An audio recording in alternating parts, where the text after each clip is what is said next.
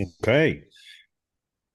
Welcome, everyone. One of my heroes, the one that changed my mind on what hypnosis really is Sir James Tripp.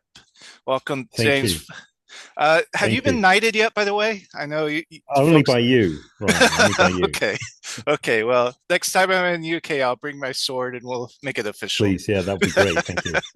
I'll invite Thank the you. queen. I'll just look her up on my contacts or the Well, king, I should she's say. The king, she's yeah, you dead, should. but yeah, Yeah. maybe I'll just But you anyhow, could invite the that's Queen. I don't know. We don't know I what's could, yeah. possible. Yeah. Yeah. Anyhow, so I just want to say thank you, first of all, for You're opening welcome. my eyes because I've read so many books and gotten different certifications on hypnosis. And I don't know why, but until I read your book, didn't open my eyes. Oh, this is how the brain operates. So, Right. so the question, and it's that loop diagram, how we have the Mm, beliefs and then we go into the imagination and then down the mm, bottom. And you have a little bit more words with that. And then the actual pathways of the brain, that neurophysiological change in the brain that happens that shapes our realities. mm. And Yeah. then So, yeah, go on. I was just wondering, how did you come up with that? Well, it's kind of interesting um, that I just want to say up front, like a lot of people really love that book. And I'm so thankful that people love that book. And I stand by, there's nothing in that book that I would say, no, I think he's like way off the mark or is Hmm. wrong or anything like that. But it's not the complete sort of model of hypnosis, hypnotism, all of these things that I Hmm. now hold. So I've sort of transcended that model to a certain degree. So I just want to put that up front. And one of the big shifts for me, I think, between when, say, that book came out and when I wrote that book, and that book actually was quite a long process to write. I mean, it was very stop-start, but it was a long process. So by the time I sort of finished it, it was already in my mind, I was thinking, do I want to put this out? Because is this 100% representative of where I'm at with this? And my choice was, look, just put it out anyway. Otherwise, I'll be back in the loop again of and the book will never come out. So I just want to Speaking say of the that up loop, front. yeah. Yeah, speaking of the loop. So this idea, the hypnotic loop, that sits right at the heart of the hypnosis without trance concept. And the way this came about is it's sort of partly a function of how I was taught hypnosis. And I think how a lot of people are taught hypnosis, in that what I was taught early on is there's this special state called trance. And the aim of a hypnotist is to put somebody into this special state called Mm, trance. And when someone's in that state, they become responsive to suggestions in a way they would not otherwise be. And that was the function of the special state called trance. mhm. Right now, this is the model that I was basically taught when I was taught hypnosis.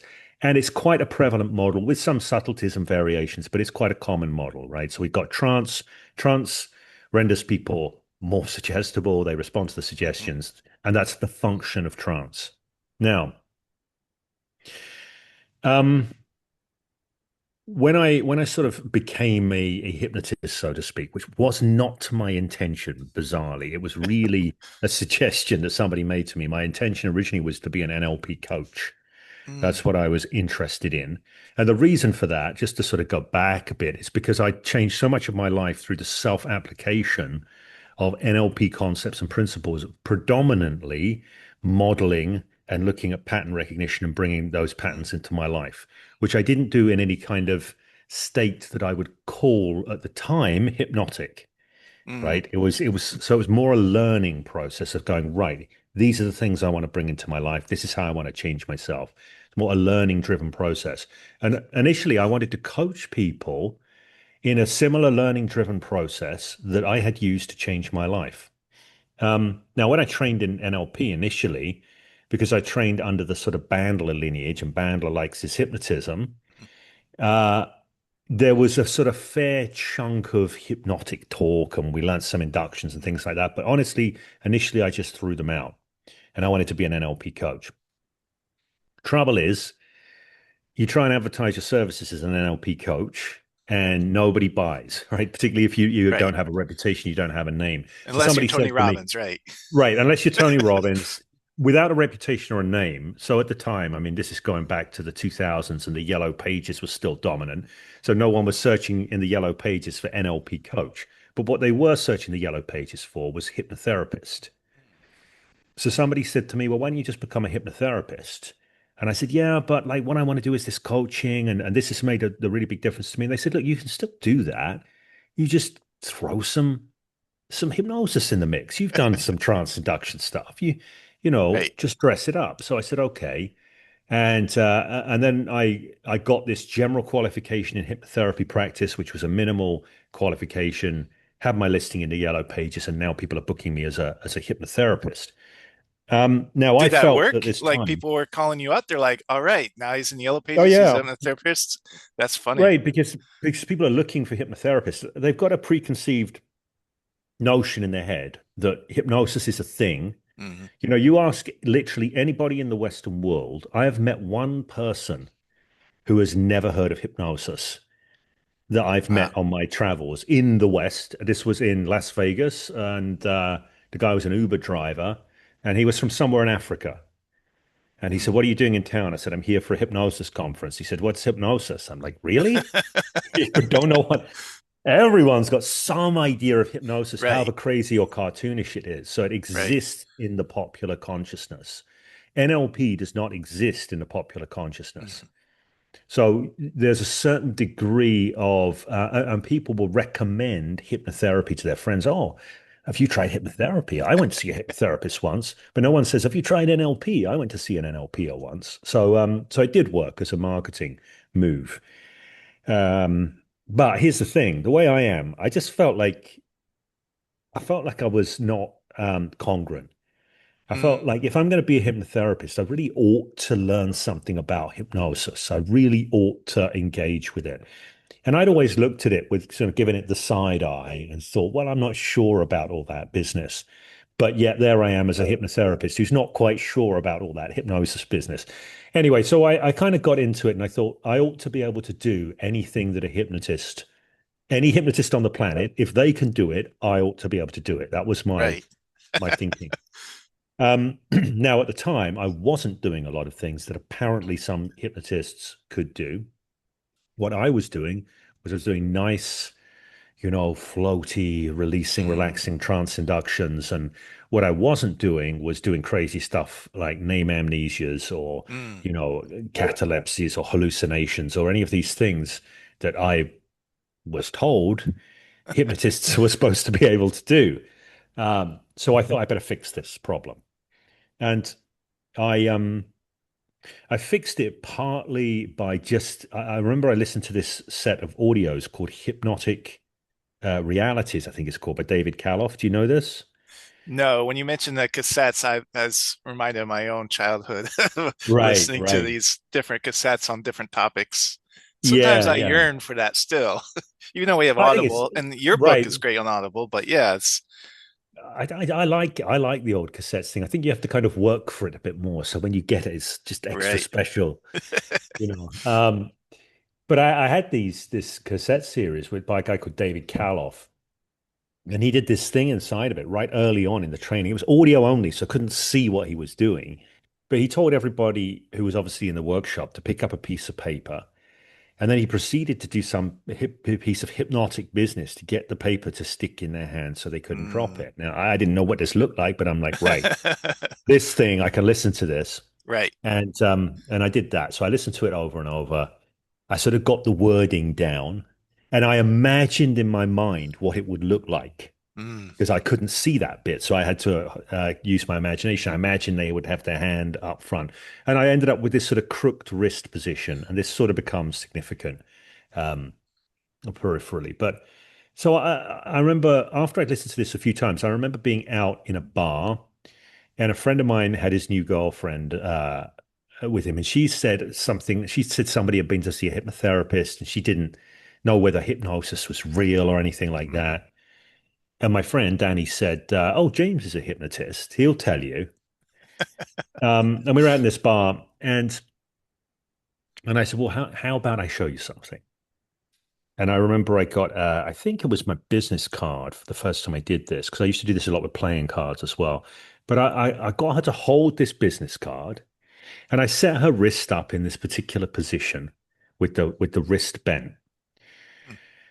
And I went through the David Kaloff piece pretty much word for word, and then issued the challenge. And she couldn't drop the card. It was completely stuck in her fingers. But the thing that was interesting to me, she said, "Oh, she said that was really weird, but it's a physiological trick. It's to do with the position of my wrist." And I thought, is it? And it actually isn't. There's nothing that Right. stops you opening your fingers when your wrist is in this position. But to me, it was so fascinating that it was clearly, she didn't doubt that it had happened, the effect, which I knew was suggestion based, Hmm. but she didn't believe in that. So she had to find another explanation. You Mm. see, that was such an interesting thing to me about, right, what is it what is it that's happening here? But the other thing, of course, is what didn't I do then?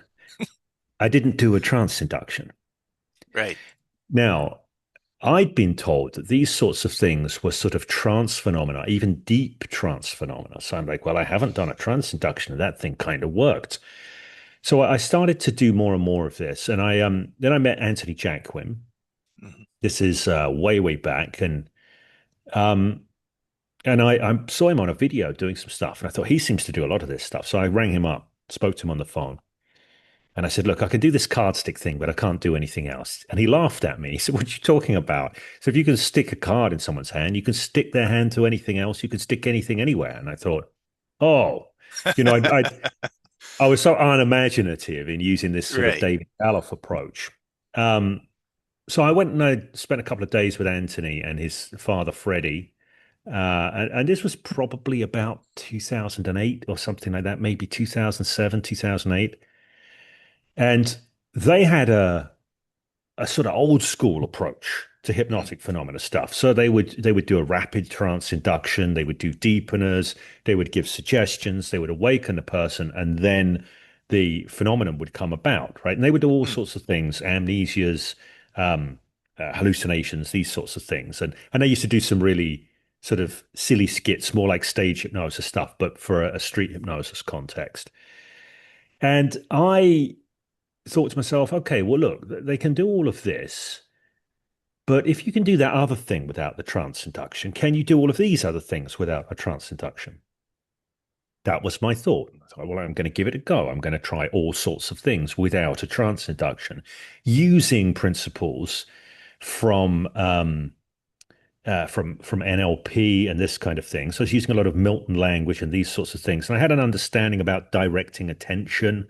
Mm. Um, So I sort of started thinking, how can I take people directly into the experience? And I did this, but I was also doing classical hypnosis as well alongside of it. So sometimes I do this more without trance approach, and then sometimes I do the trance induction and give the suggestions approach. Mm. Now, what I found is the without trance approach for me worked consistently better. Fascinating. You know, and also, I found there was didn't seem to be any correlation because sometimes I would get, when I would do a more trancy approach, I'd get people Mm. into what looked like a very deep absorbed state, and they would describe as a very deep absorbed state afterwards. And yet, the suggestions for the phenomena that I was laying out were not taking. They were just remaining in their Interesting. trancy state, right? And Right. then, but when I'd go more directly and intentionally for the phenomenon, really shaping it up, I would, I'd be much more likely to get it. So I'm thinking to myself at this point, Hmm. so the way I've been told this works doesn't look like the way this actually works. That was the thing. And I didn't know for sure. So I thought, what do I think is going on? What do I actually think is happening in that moment? And it seemed to me, now I put this hypnosis without trance thing out shortly afterwards on a blog, and some people were really upset by it and were really, at the time, it was quite a Uh, controversial thing, but now it doesn't seem to be so much. that's fascinating in itself because now in the hypnosis community, this is like the gold standard. This is how it works. And then back then, I'm thinking, wow, it was controversial. Yeah, it was when I first dropped that. I started blogging on this in 2009. And I got people like really raging at me for suggesting that trance wasn't the way this worked, and also some people would really rage at me, and some people would say, "Oh, but you're doing a trance induction anyway. What you're doing is a trance induction." Right? Now, I can actually take that, but not. Now, the thing I'm very clear about, because these days I actually often bill myself as a trance work practitioner. Right, here's the funny thing. I'm the Hypnosis Without Trance guy and a trance work practitioner. But when I'm doing trance work with people for change work purposes, it is not about making them more suggestible. It's got nothing Mm, to do with that. It's about taking them into a co-created, fluid, dynamic, creative reality. It's much more about connecting them into things. It's not mm, about setting the conditions to make them suggestible. It's not about that. mm. And these are quite different things. So I'll say about the hypnotic loop, but I do want to say Yeah, something about that because you were talking before we started about that kind of Jungian collective unconscious thing, right. And for the people right? that are just now tuning in, it was from when I had my death experience in 2011. The place I Mm, was I felt like I was nobody, but everybody at the same time.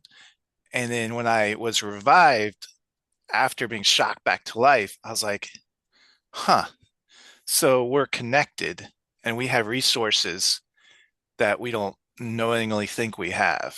And then so mm. yeah, go and then yeah, please continue because I find it fascinating how you're talking about the difference between setting someone up in a suggestive state versus connecting them and some of the words that you're talking about. Right, right. So this is a huge thing for me. And when you're talking about what you were talking about with that, I was going to say near death experience, but death experience, uh, I really believe that, and this is why things have changed for me. So I started out saying my views have changed since doing the Hypnosis Without Trance thing.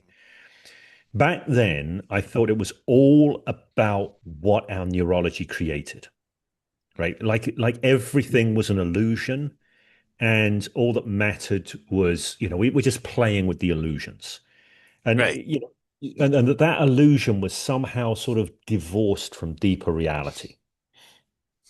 Let's call it deeper reality, whatever that might be, right? Right. Um, Now, I do believe that our minds, I still believe this, what the central premise of Hypnosis Without Trance, which is our mind is making up our experience. Hmm. And, we can directly influence that experience shaping process, which is what I'm talking about with Hypnosis Without Trance, using language and communication, right? That Hmm. is not something I now think isn't the case. But I think it sits within a bigger, broader, deeper, richer reality, Hmm. which is that the way we make up experience is is it's sort of epistemological, to use a fancy word here. What I mean is it connects you into deeper realities. It's not like, well, your mind makes up the world so you can make it up any way you want, and that's just fine. It's your mind makes up an experience of connection into the world around you, Hmm. right? And by the world around you, I don't just mean the objects in your environment and the people and the animals in your environment. And I don't know because we get into the realm of the metaphysical here, so I don't want to make any metaphysical claims. Um, but I do believe there are deeper and richer dimensions to reality. I've got a strong Taoist influence, as Hmm. did Carl Jung. So there's this idea of the Tao, right? And in Hmm. Taoism, there's this idea of being in Tao, i.e., sort of connected into the Hmm. live dynamic flow of things. Hmm. Now, for me, when I'm doing trance work with people for reasons of change work or, personal alchemy, whatever, um, so much of it's about, and you said this, you see, this is why it jumped to my mind, when you were talking about this collective unconscious, which I think could be, it could be the Tao. It could be, if anyone's familiar with Rupert Sheldrake's idea of morphic resonance and all of that stuff. Hmm. There's lots of ways. I don't claim to know any science about what's going on, right? Right. But Um, so I don't know the mechanisms of it, but I do believe that we can be more connected in and more attuned. And then we have this experience of being a part of all that is unfolding through Mm, life, not apart from it, trying to mhm, control it desperately or whatever. So I'm a big believer in this, and I really so my first influence from the world of hypnosis was Erickson, but I didn't really take it too mhm, seriously. It's just like, oh yeah, Erickson, he's supposed to be good with language patterns. But I really look at Erickson now, and for me, Erickson is or was like a true Taoist, whether he saw himself that way or not. And so much of his trance work was like getting people into this connection, into this Tao, and mhm, in mhm. Taoism, they talk about Wu Wei, which is doing without doing. Now, that's a very interesting thing in the world of hypnosis because a lot of what, I'm getting chills right now because you, you don't know this, but I read the Tao every day. Like I right, saw a right. quote where Michael Crichton said, if he was stranded on an island, what would be the one book? And he's like, the Tao Te Ching. I'm like, oh, let me go read this. And now I've Yeah, been reading it for years every day. So, I'm sorry, right. go ahead. This is, No, I mean, yeah, Taoism is a big thing for me. Has been for years since my early yeah. 20s because I got involved in Taoist arts, Qigong, and Taoist martial arts, Mm, and these sorts of things. And in a lot of ways, for me, like Erickson is so Taoist because he's connecting people, he's taking people into Tao, into connection. And he's got that kind of yin yang thing going on all the time. So there's the centrality of choice, but also the equal centrality of allowing and that sense of participation. Um, and just kind of being able to free oneself from things and connect into other things. So for me, that's what the mm, trance work's about. So yeah, I don't see it. Back in the day, I saw it as all illusions. Now I see it as more connections than illusions. Now, how those connections show up is going to be different for each person, the personalized experience of that. Um, yeah, so that's kind of how I see things now. And even if I'm doing something like a hand stick, it's like I'm always calming from a reality of wanting to connect people into a deeper possibility, right? So there's the air of mystery. What is it that's happening here? I don't want to be coming from a place of the guy that's got all the answers because I don't have all the answers. right. Um, but the me that came up with the hypnotic loop thought he had all the answers. That's all I'm saying, right? It's a useful model, but it's not for me. It is a useful functional model. And like any model, that model will give you everything that it gives you, which can be a great many good things, and nothing that it doesn't, Mm, right? So like now, I'm very happy to play in the realm of that model and use that model. And I'm extremely happy when other people make great use of it.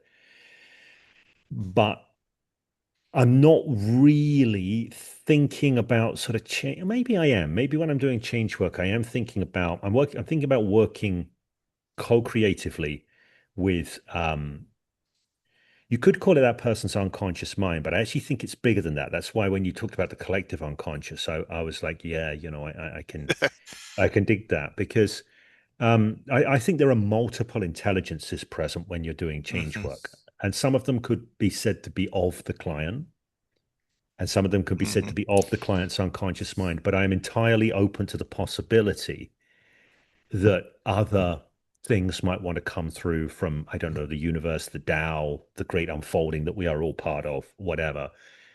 So I really like to stay in the zone of possibility and mm. profound curiosity whilst doing trance work rather than, oh, no, that's definitely not true. And that's definitely true. Right. Because that just creates a rigidity, if you see what I mean. Absolutely. And I had two questions. I'll loop back to the first one later, but the one that pops up immediately is I'm picturing you in your yellow book days. It says NLP, no one's ringing your phone. And then you Mm. put hypnotherapist and then your phone's starting to ring. Now you're like, okay, I want to like co-create this experimental reality that could be possible. So how do you phrase that so people are like, yes, I want to try this? You mean like just in the basic sense of selling hypnosis and hypnotherapy, or Not even hypnosis, in because more you, like like you said, you put hypnosis out and people are like, okay, I want to quit smoking, or right, okay, I right, want yeah, to build whatever they say. But this is yeah, much deeper right, and more yeah, possibilities are attached to it. and in a sense, I haven't answered this question yet for myself. Right. Right. Now, uh, this is a challenging thing because a lot of the time, like years ago, I encountered this idea of the elevator pitch. You've got to be able to say what you do in 15 seconds or something in an elevator. And it sort of made sense, but I could never get one. It was just everything seemed to be wrong or to miss the mark or to not be right in some way or another. So I just couldn't get this elevator pitch for the longest time. And I'm like, how can I communicate what it is that I do? And for such a long time, and I just failed over and over to communicate what it is that I do in any succinct way. I can have conversations about it and I can talk and talk and talk, but a succinct description that just says, here's what it is. I never got one that I liked. Everyone I came up with, I could see everything that was missing from it and I hated Hmm. it and all of that.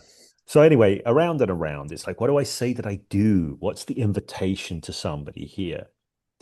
And in a way, I think the answer to that is to have an ongoing, iterative, generative conversation with the world rather than just Hmm. get some finally crafted, here's the answer, right? So, I mean, everybody's different. Everyone has different requirements for how many clients they want.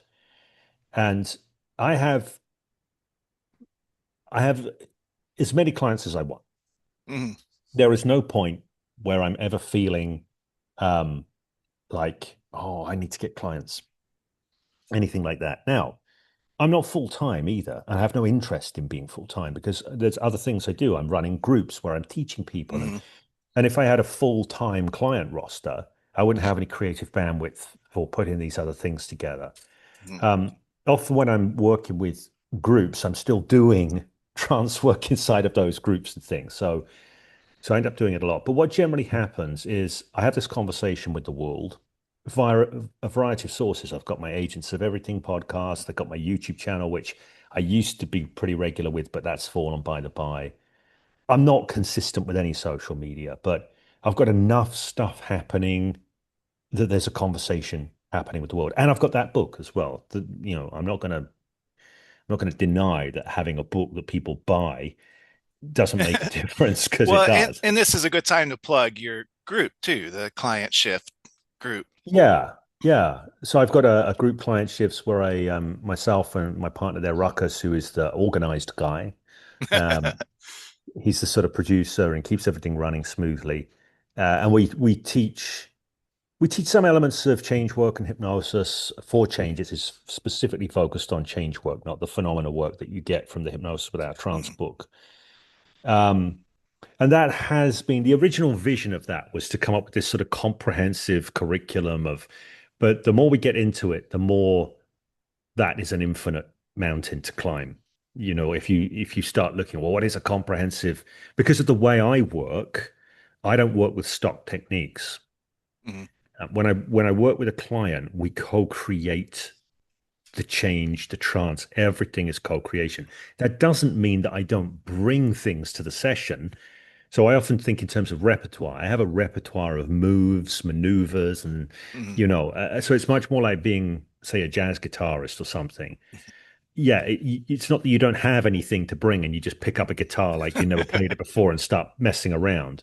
You've got a whole repertoire of riffs, hooks, licks, and you have sensibilities about what works and what doesn't work. And you have a way of tracking whether you're getting close to goodness or further from goodness. And all of these things are in the mix. So the way that I do trance work or change work is very difficult to give a comprehensive, here's how you do it. But in the group, we mentor and coach people in developing their own uniqueness as a change worker, but having this very generative, adaptive, it's a very Taoist way of doing things, because there's an idea in Taoism that every moment is unique and individual. And to be in Tao is to connect with that moment and work with its individuality, not to try and force an idea upon the moment. Mhm. And if you force an idea upon the moment, you sort of push yourself out of Tao. Mhm. So it's this co-creation with the moment. So what we do is we're basically coach people, mentor people. We do breakdowns of sessions, we do explorations, we do all sorts of things. And we had a really good response. We've been doing this for almost a year.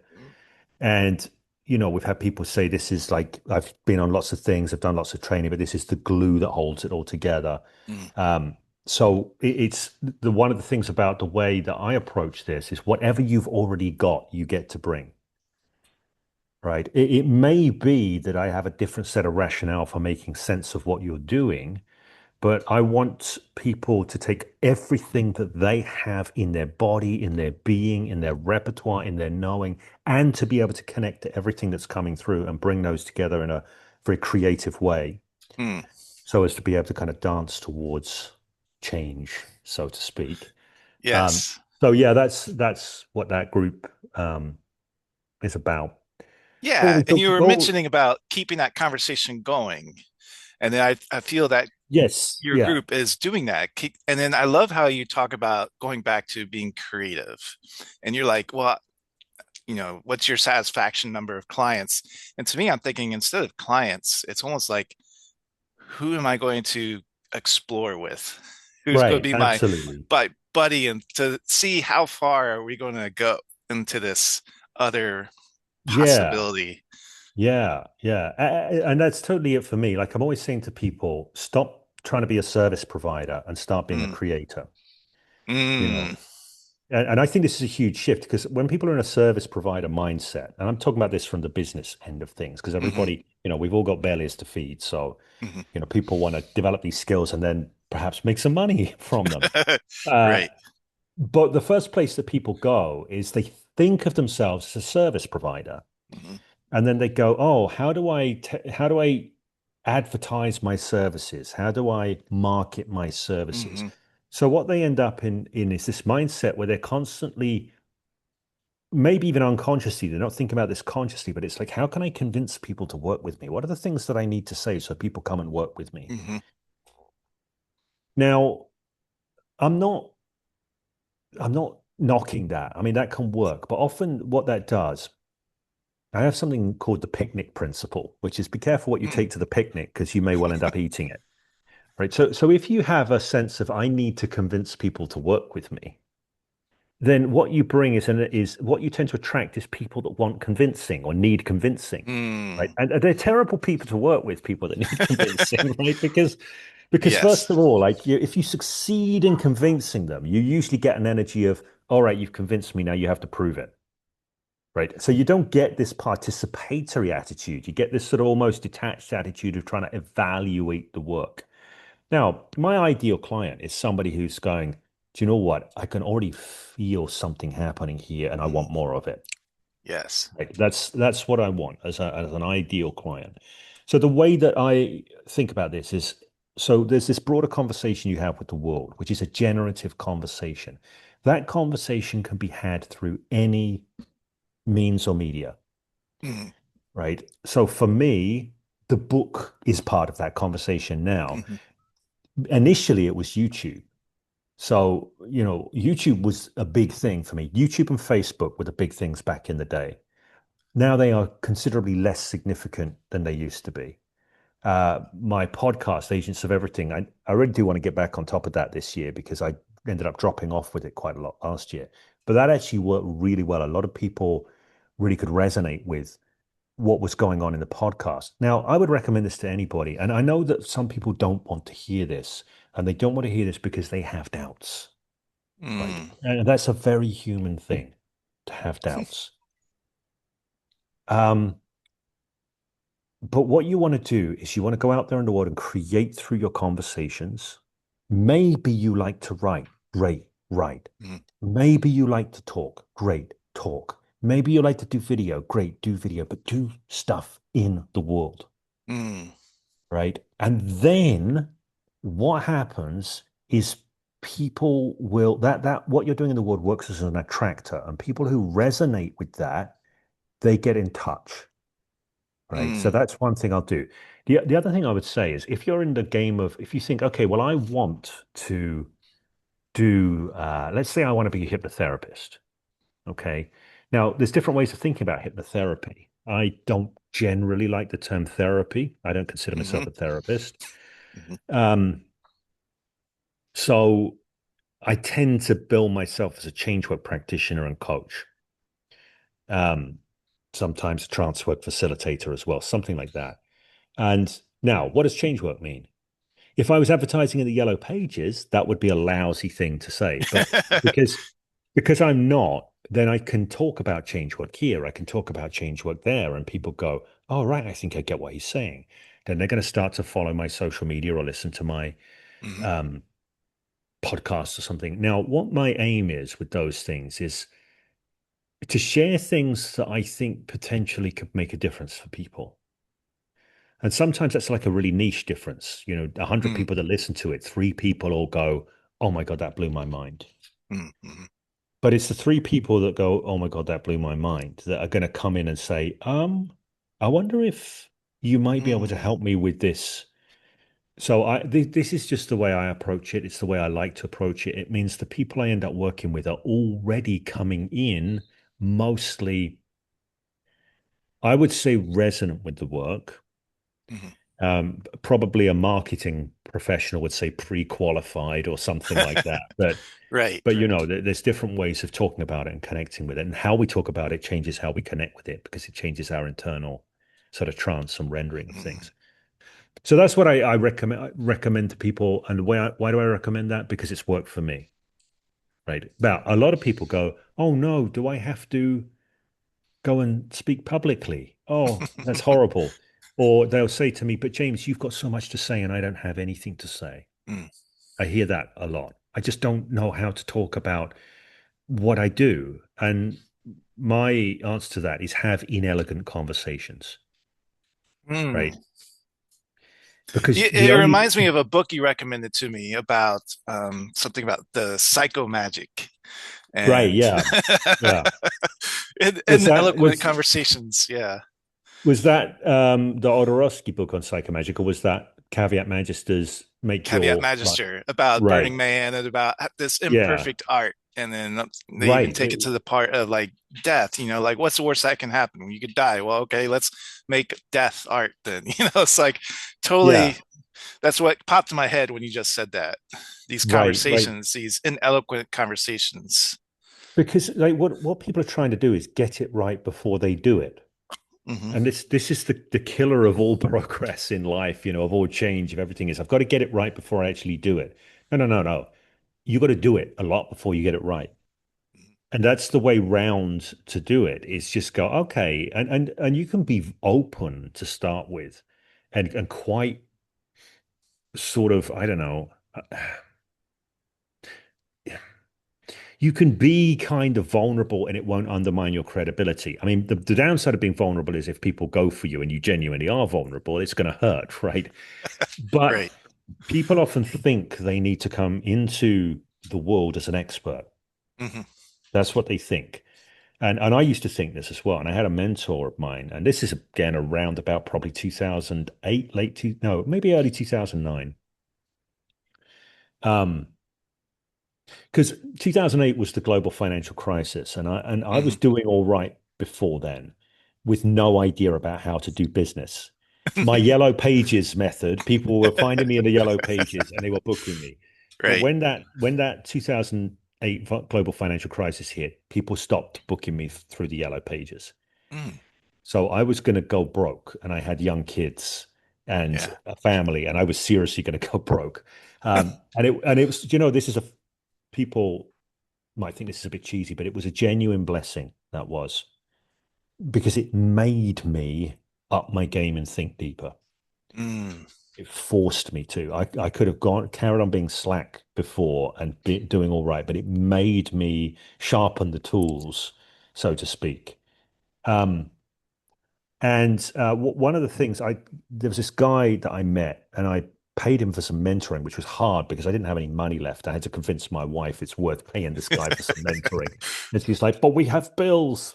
Um, but it was worth paying him for some mentoring, and he had a system of what he called guru archetypes.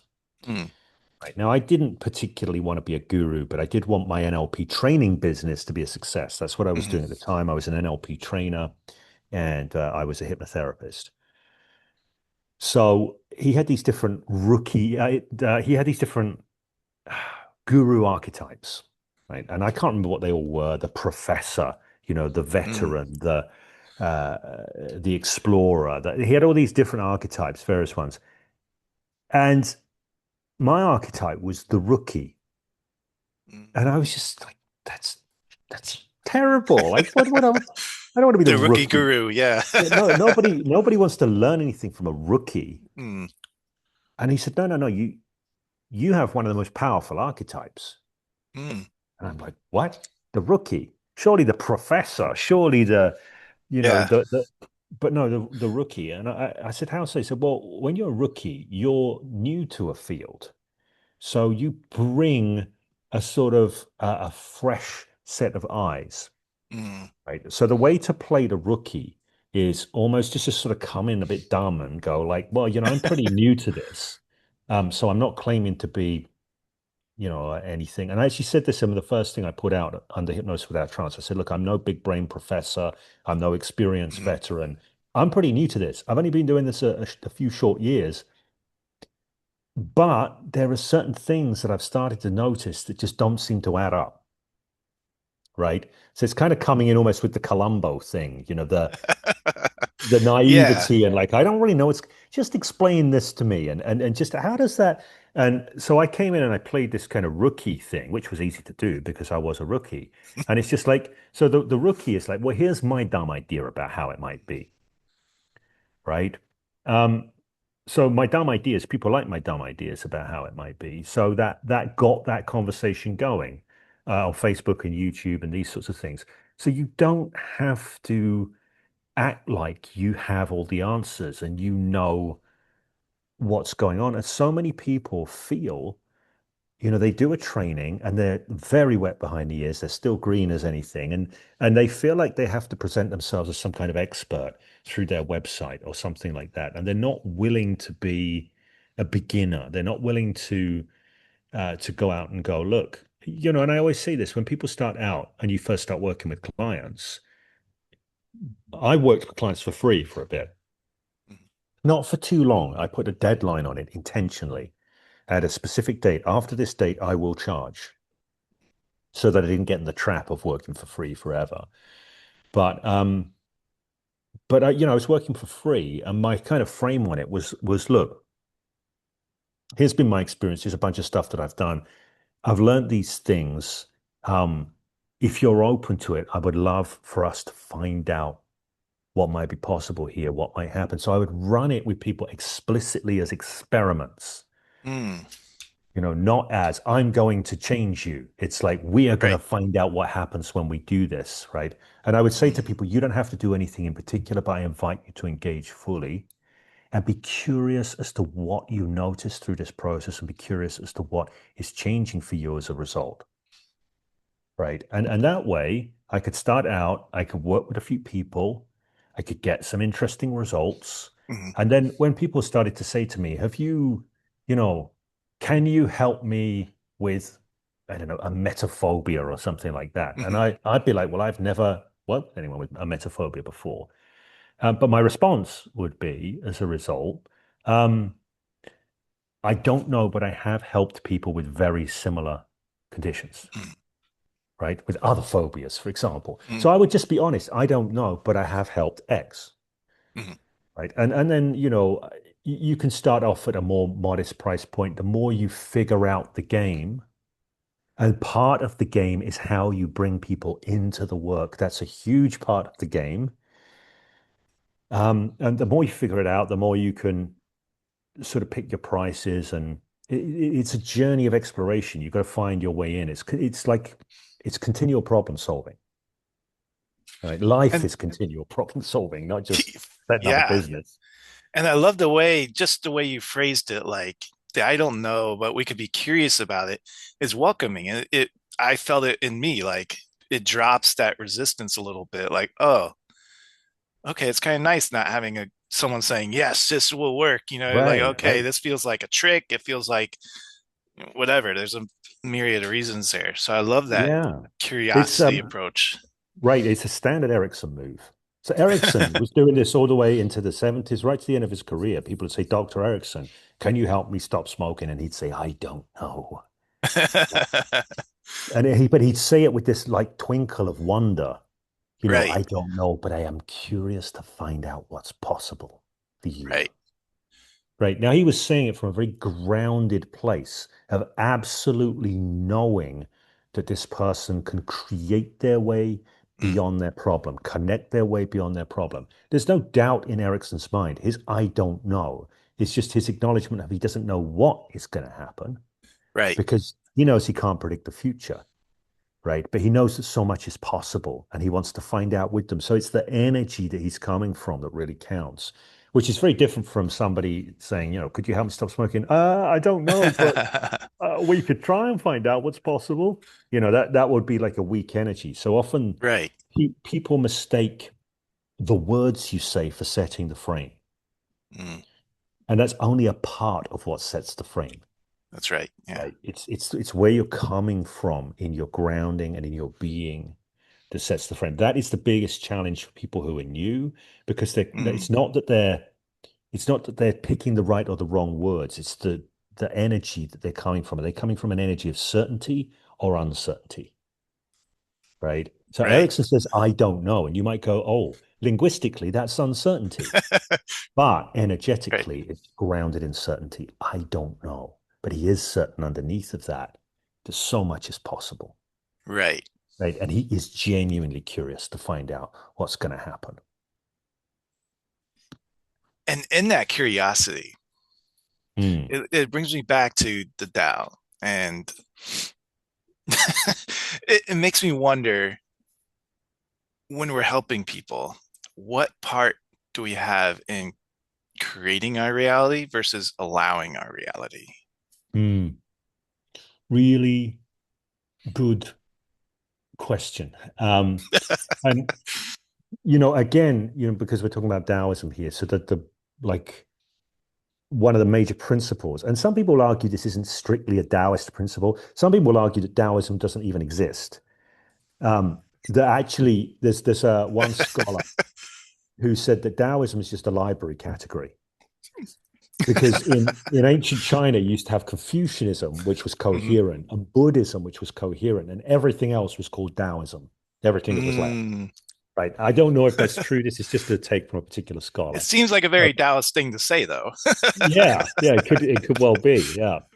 Um, so there's a question of whether the yin yang, the concept of yin and yang, belongs to Taoism, but whether or not it does, it's pretty much it sits well within that set. So this idea of yin and yang, for me, it's always about yin and yang. So this really comes about sort of it's right there at the heart of hypnosis, in that there's an idea from a guy called Martin Orn, which he calls trance logic. And he says one of the markers of hypnotic trance is that opposites can both be true at the same time.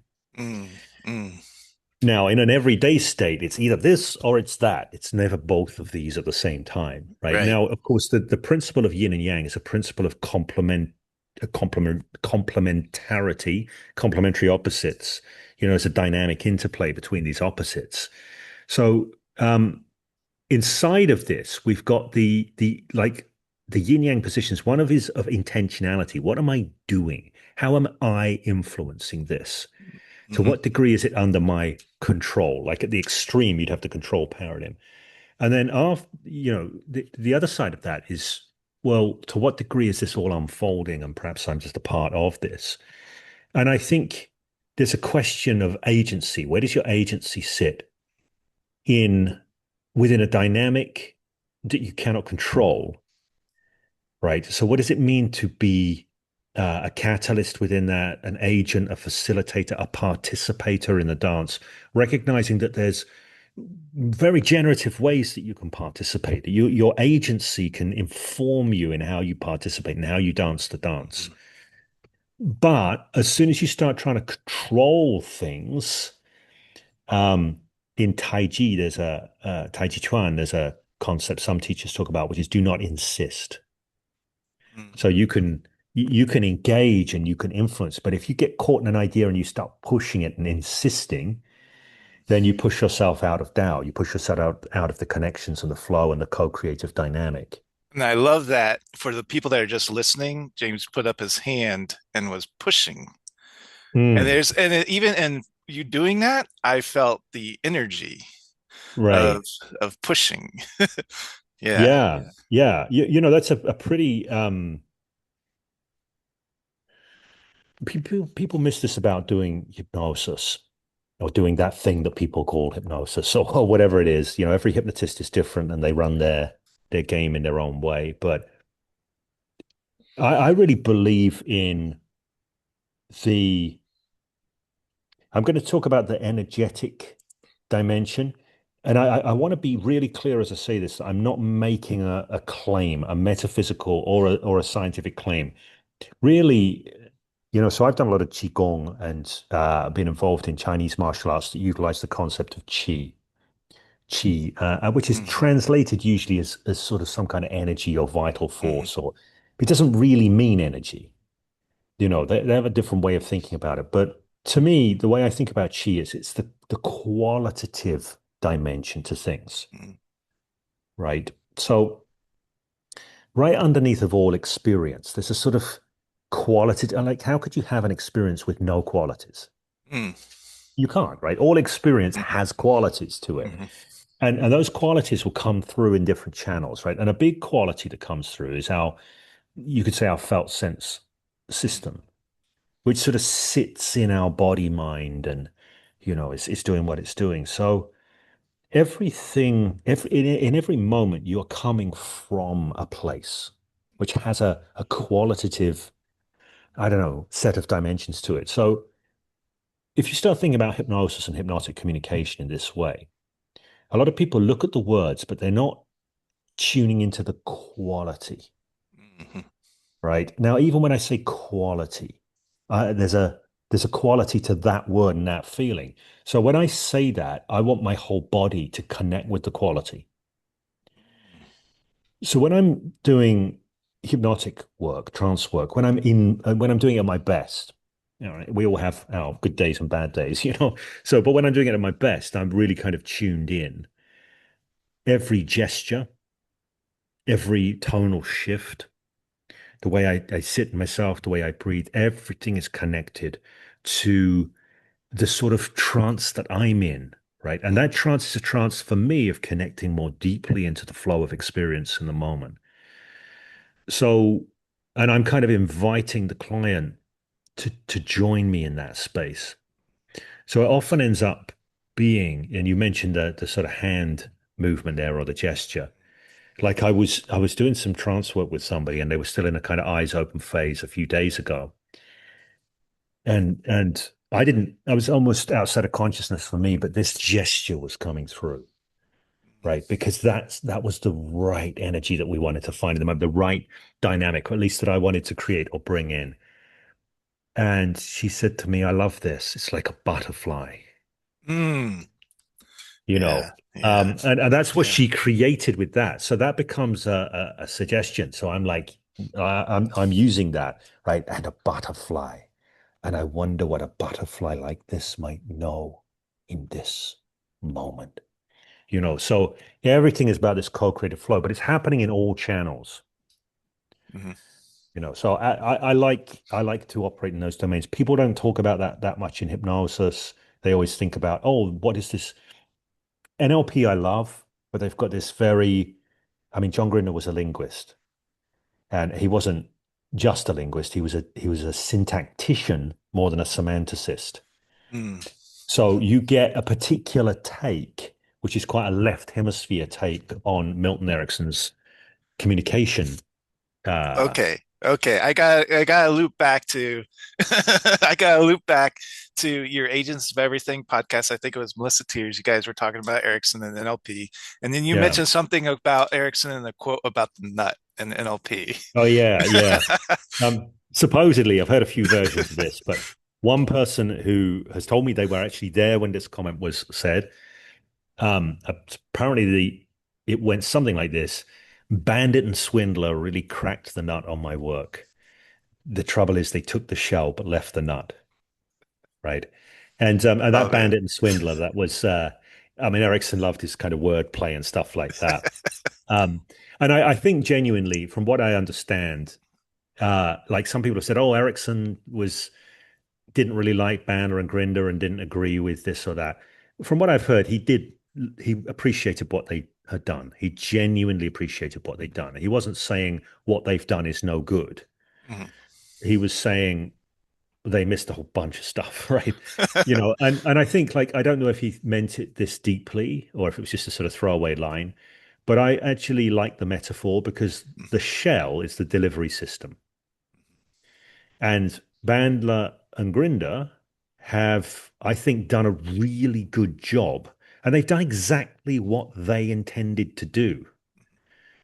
So um, their book on Erickson was, I think it was The Patterns and Techniques of Milton H. Erickson or something like that, volume one and two.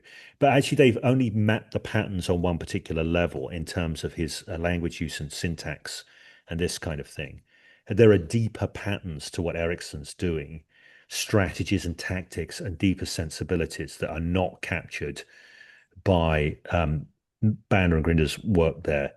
But I still recommend, I mean, I have no regrets about my time with the Milton model and learning Milton language in that way. Very useful, very useful. But at some And point, you let go of it.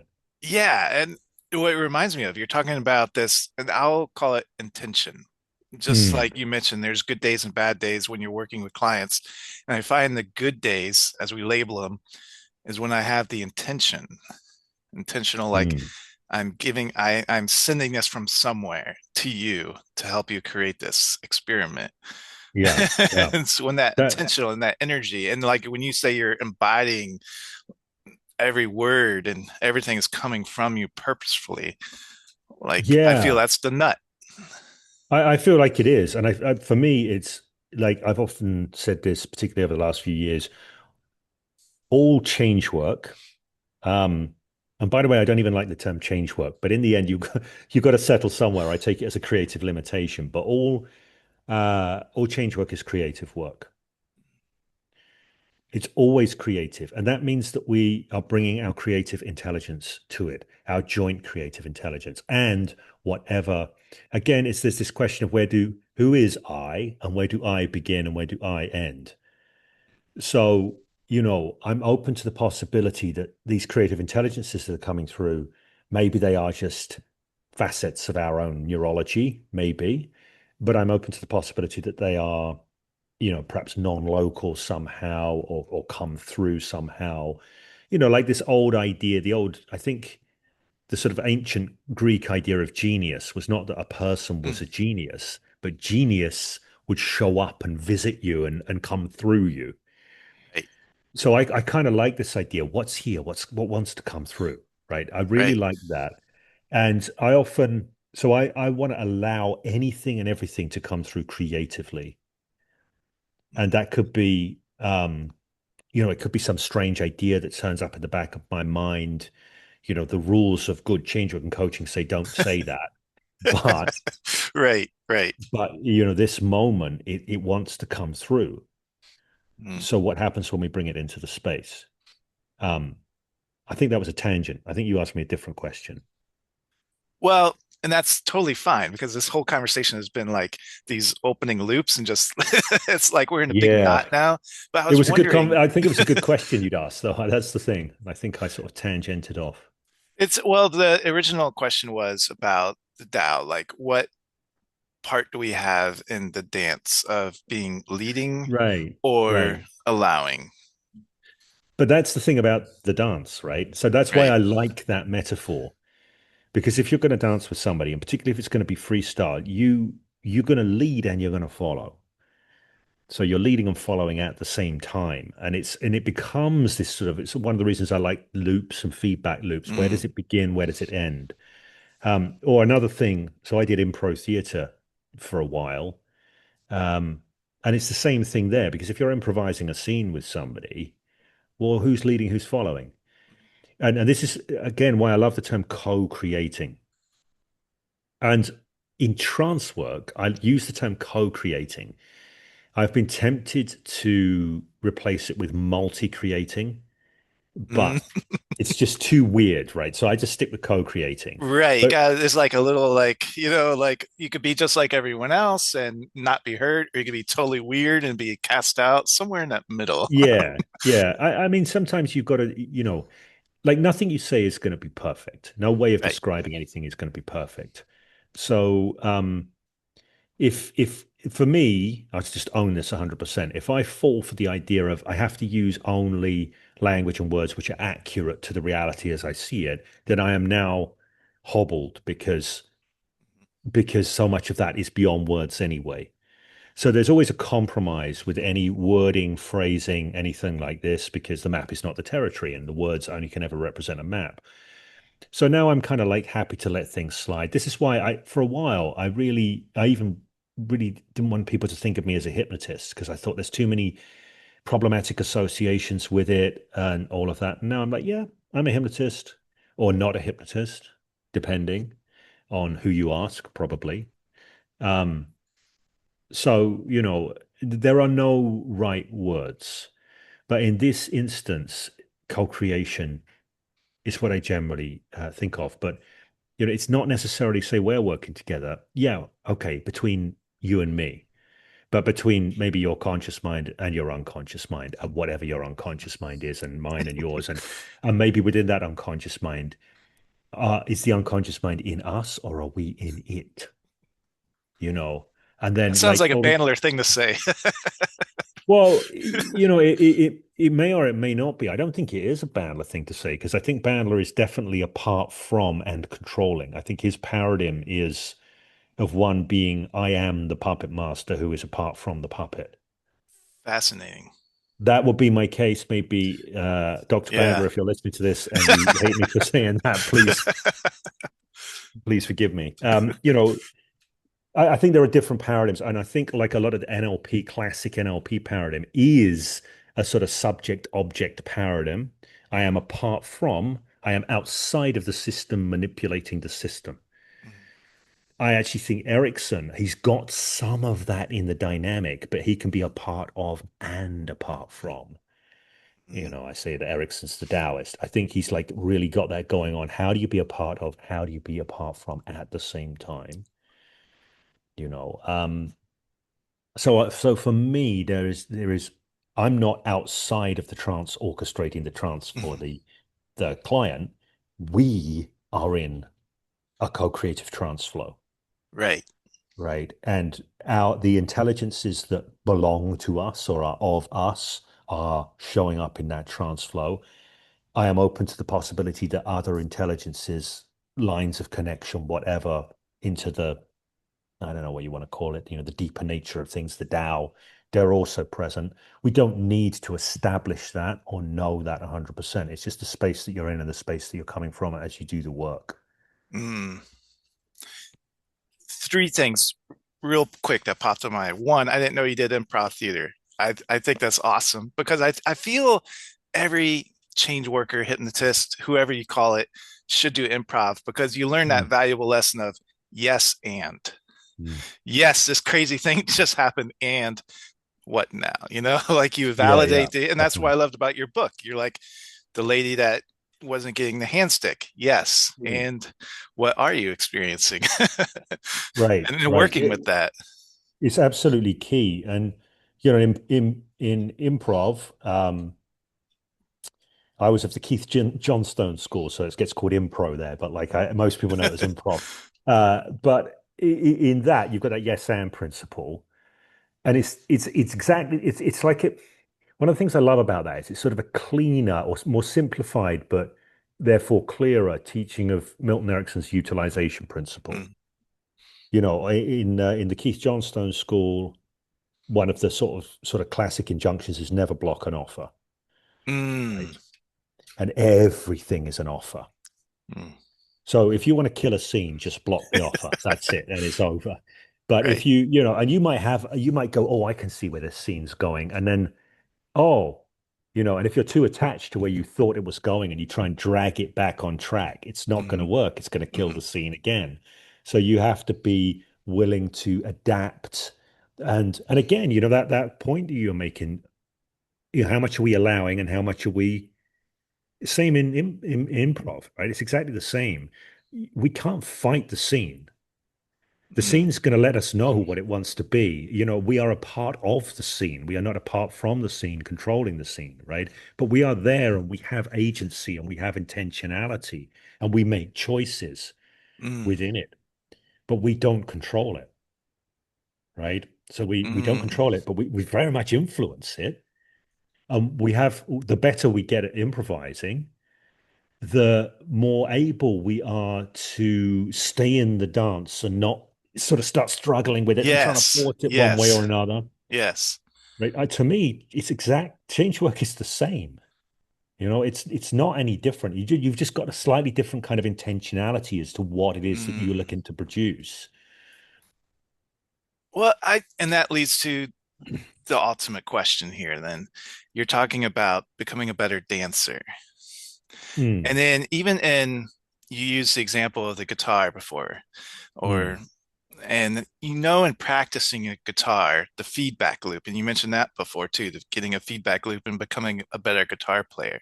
So how mm. does one practice dancing as a change worker and have that feedback to get better? Right. So this is an excellent question, and I would like it to have an easy answer. But one of the things about the dominant paradigms in the world of kind of change work and hypnosis is they do not help. They hinder. And they look like they're helping, but they're hindering. And they look like they're helping because the solution is to ultra simplify things and go, we now have this 6-step process or this 7-step process or this 4-step process or Hmm. whatever, that if you do this and run this by the numbers, it works and you get change. Right? It doesn't. That's a lie. It's always a lie.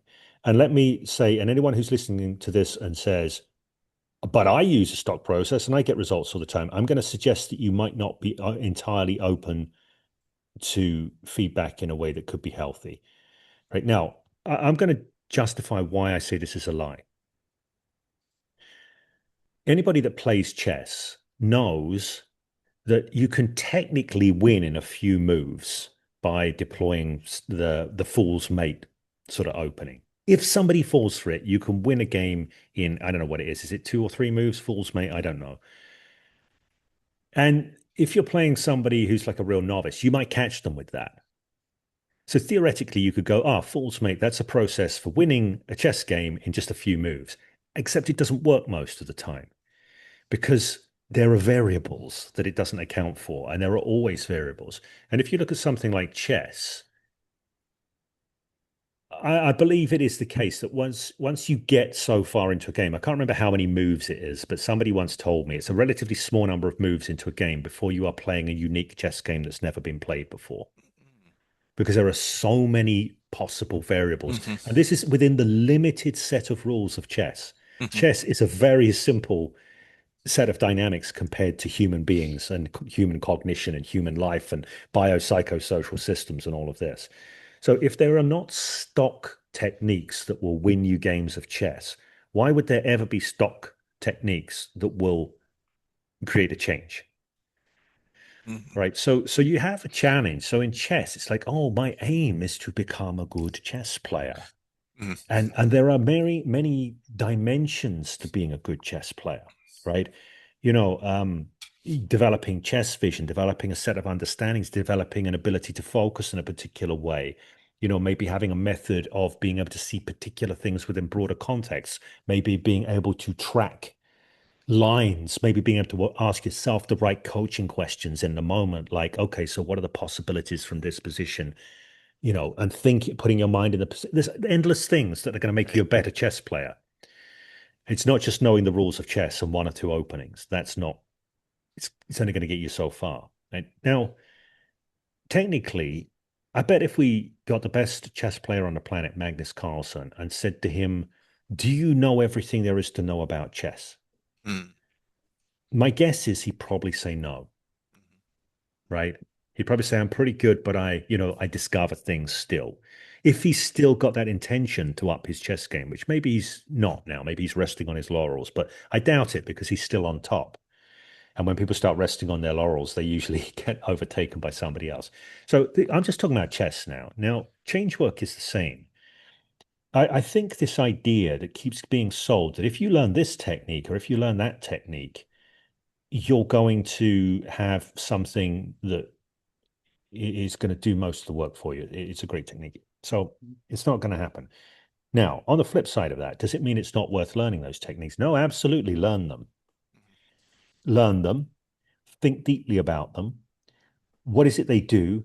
Learn to do them well, elegantly, break them, see where they Mm-hmm. break, where they don't break. So Mm-hmm. definitely break them. So all of these are good things. Now, let me just go back to my history again, because one of the other things that was true before I got into being a hypnotist, or around about the same sort of time, but towards the front end, I think, I started training in clean language, what's called clean Mm-hmm. language. And most people are not interested in clean language, and there's a reason for this. It's because clean language is an incredibly dull thing to call something. So people assume it's just an incredibly dull thing.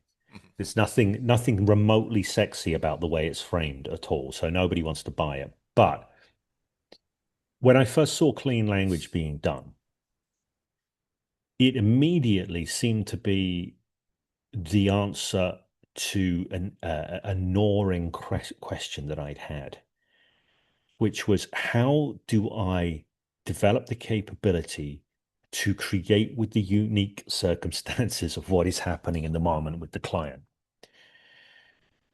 Um, because it seemed to be this really stripped down basic system for being able to always utilize whatever the client said. And it's not actually as perfect as it looks to me to start with, or it kind of is, but it really artificially limits things in some ways. But it really teaches you to always create with what the client brings, right? The thing that I think is not good about it is it teaches you to deny what you might bring. That's the downside of it. But everything is everything that it is and nothing that it's not. So I still think that clean language is really good, really valuable. It taught me to run these co-creative feedback loops. And so in the middle of clean language is something called the clean syntax. And for me, the clean syntax is like a sort of pacing and leading engine. Mm-hmm. And what it means is that anything that's going on in the client's experience they share with you, you can pace and lead onto something else. Now, that clean syntax or that pacing and leading sort of loop, when you sort of strip the languaging off it, it's actually what sits under my hypnosis without trance approach.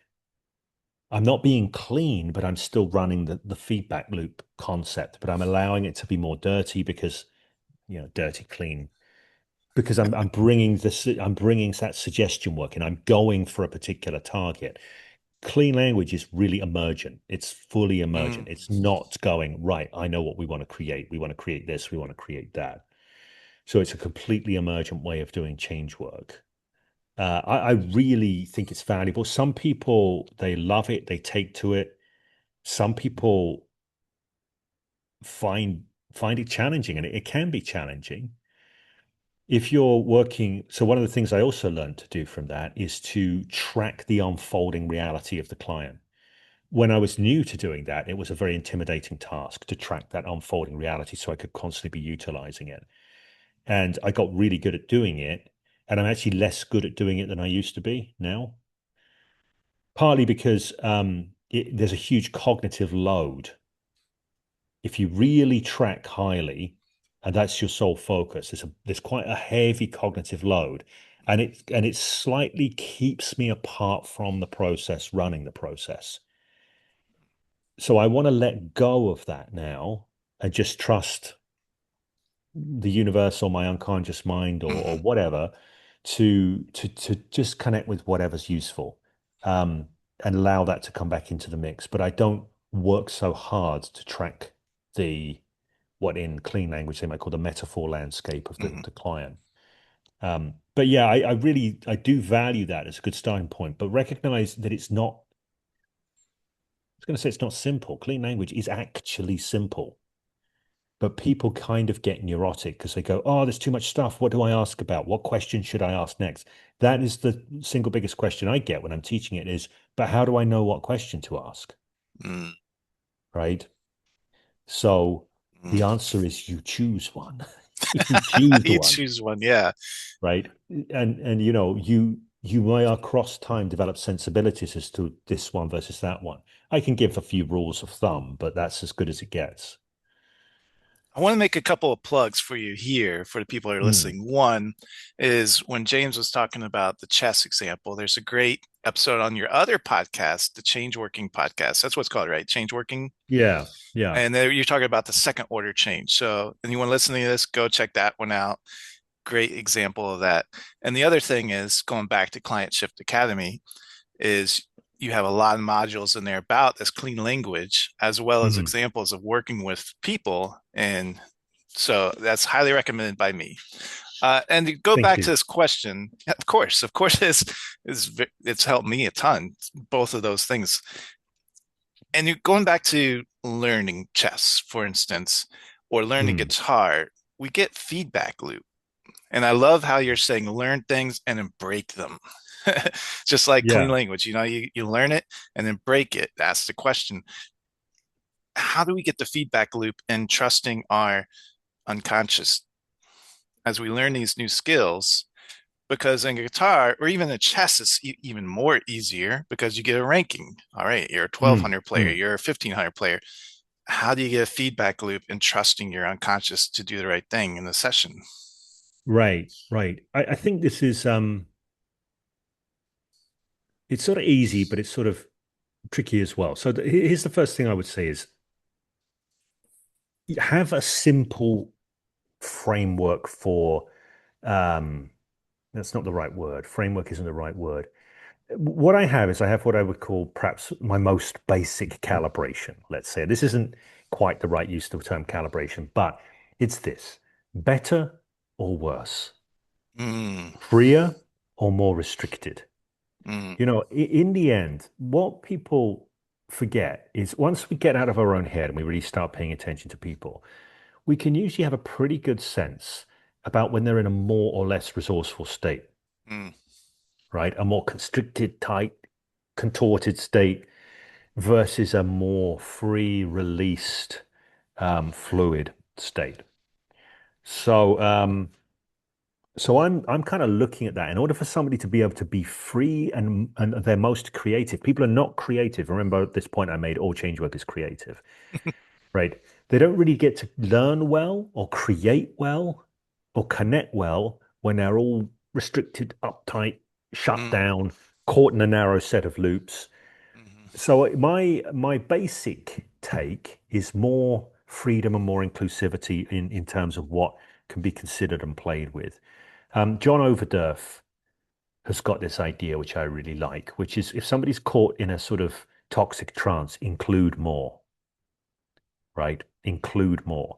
Now, this is easier said than done because when someone's really caught in a narrow bandwidth toxic mm, trance, their critical faculty wants to keep everything out that might change that trance. So your job is to change the trance in the moment first. So I would say that for anyone who's doing change work, don't focus on what do I do to stop this person smoking. Focus on changing their experience in the moment, changing their state, changing the quality of their being in ways that you're going to make a bet are useful. So I call this better or worse. So everything that you do, does it make things better or worse? Right? That's the only answer. The only It's question. a great answer. Right, Yeah. if it's making things worse, you don't go, oh no, what am I going to do? You then take that and you pace and lead that towards something better. But you want to do it without desperation. So it's not like, oh, we've got to flee everything that's bad and everything that's dark and get to a happy place as quickly as possible. We don't. We can take all of that stuff and weave it towards something better. Mm, So I would say that. So, but my first thing is calibrate to the moment, right? What is it that's happening now? What is it that's changing now? That's the primary place to calibrate to. Um, So yeah, I would say do that. That's how you run the feedback loop. Do you, when you suggest something, does something shift? Right? As you're speaking, does it look like the client is connected to your words and sort of attending and in rhythm with them? Or does it look like, is their brow furrowed and they're going, and it looks like they're just not present with you or something like that? Right? In that moment, you can see that and you can go, okay, we have a problem to solve. I like the idea of continuous problem solving, right? And problem solving doesn't mean being mired in problems and everything's a problem. It means like, oh, this is interesting. Mm, So clients up here, they don't seem to be present. And I want to bring them into their body and into a much more expansive fluid place, for example. Right. So what might I do next? What might be useful here? And you over after a while, you sort of develop. See, I was even doing it then. What might be useful here? yeah, I So noticed that. I've Yeah. right. I've got ways of keying in and slowing down and getting people to drop into their body system. Right. I want to get attention and then lead the energy of it. So I do this all the time. Where did I learn to do that? You just kind of like tune into it across time. Now, if you know it's there to tune into, you can tune into it faster than if you never knew it was there to tune into and you had to kind of find it for yourself. Um, so all of these things are there. It's just kind of calibrates to the moment. People are overly fixated about what works, right? So you see it in forums all the time. Right. I have a Yeah. client coming in and they've got this problem, this problem. What should I do? It's Yes. like, well, we don't know anything about what they're going to say, how they're going to be, any of Hmm. these things, right? But that's the question people ask. It's a valid question. I'm not critiquing people for asking that question. It's a very sensible question. It's Right. just highly flawed. The answer is dance. That's a crappy answer if you don't know how to dance. I love it. Dance. It is. I mean, I really believe that is the That's case. right. And I think this is true in life. I genuinely believe, by the way, that everything that life is just continuous problem solving, Mm, but not in a depressing, oh, it's one problem after another. It's like every problem has a gift for you when you solve it. mm, So problem solving isn't just fix that, now the next problem. It's not one thing after another. It's a generative process, right? And so for me, I want to show up in a session and bring everything, bring mm, all that I've learned about communication. Everything is potentially there. I want to be as free to dance as I can be. And I want to be open to solving the unique problems of that session. And because the client's change is predicated upon their own process of continuous problem solving, it's important to model that, right? Again, that idea that change work is mm. creative. If you're not willing to be free and creative, how can is it really reasonable to expect your client to be free and creative, right? So I think there's a willingness to enter uncharted territory with every client. And this is why I mentioned that Caveat Magister book. I really like what he talked about in that book with regard to safety and risk. The aim isn't to make things safer, it's to change our relationship to risk and be more adapted to work with that. So for me, it's important. Like I want to take risks in the session. If my session's super safe, then what am I saying to the client? What's the energy? The energy is we've got to play it safe. Oh, really? And how much change comes from playing it safe? Right? So I want to take risks. I want to know that if I take a risk, there's other things in that Caveat Magister book I loved. One of the things I really loved is that people are entitled to their responses. I love that idea. So in change work, I might take a risk. And if it lands badly and someone's like, well, what do you mean by that? They're entitled to that response. And as long as I stay grounded in myself, we can utilize that. If I panic and go, oh no, I'm sorry, now the whole thing's over. Right. Right. So you can be a little bit more edgy. You can take risks. And I think for me as a hypnotist, one of the things I really want to do is play with mystery. Mm, That's important because um, the enemy of change is certainty, mm, but nobody likes uncertainty. So what do you replace uncertainty? What is a good? What is the that the what is the light side of uncertainty? It's mystery and Mm, possibility. mm, So nobody learns until they really enter the realm of possibility. Nobody learns when they're holding tight to their old certainties or needing certainties.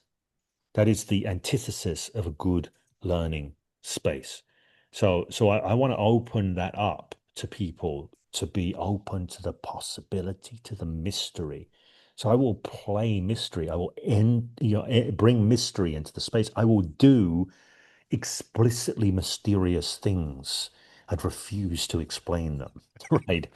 And in a sense, that's a risk. There's a risk involved in that because somebody could go, are you an idiot? This doesn't make any sense, right? There's a risk involved in that. right.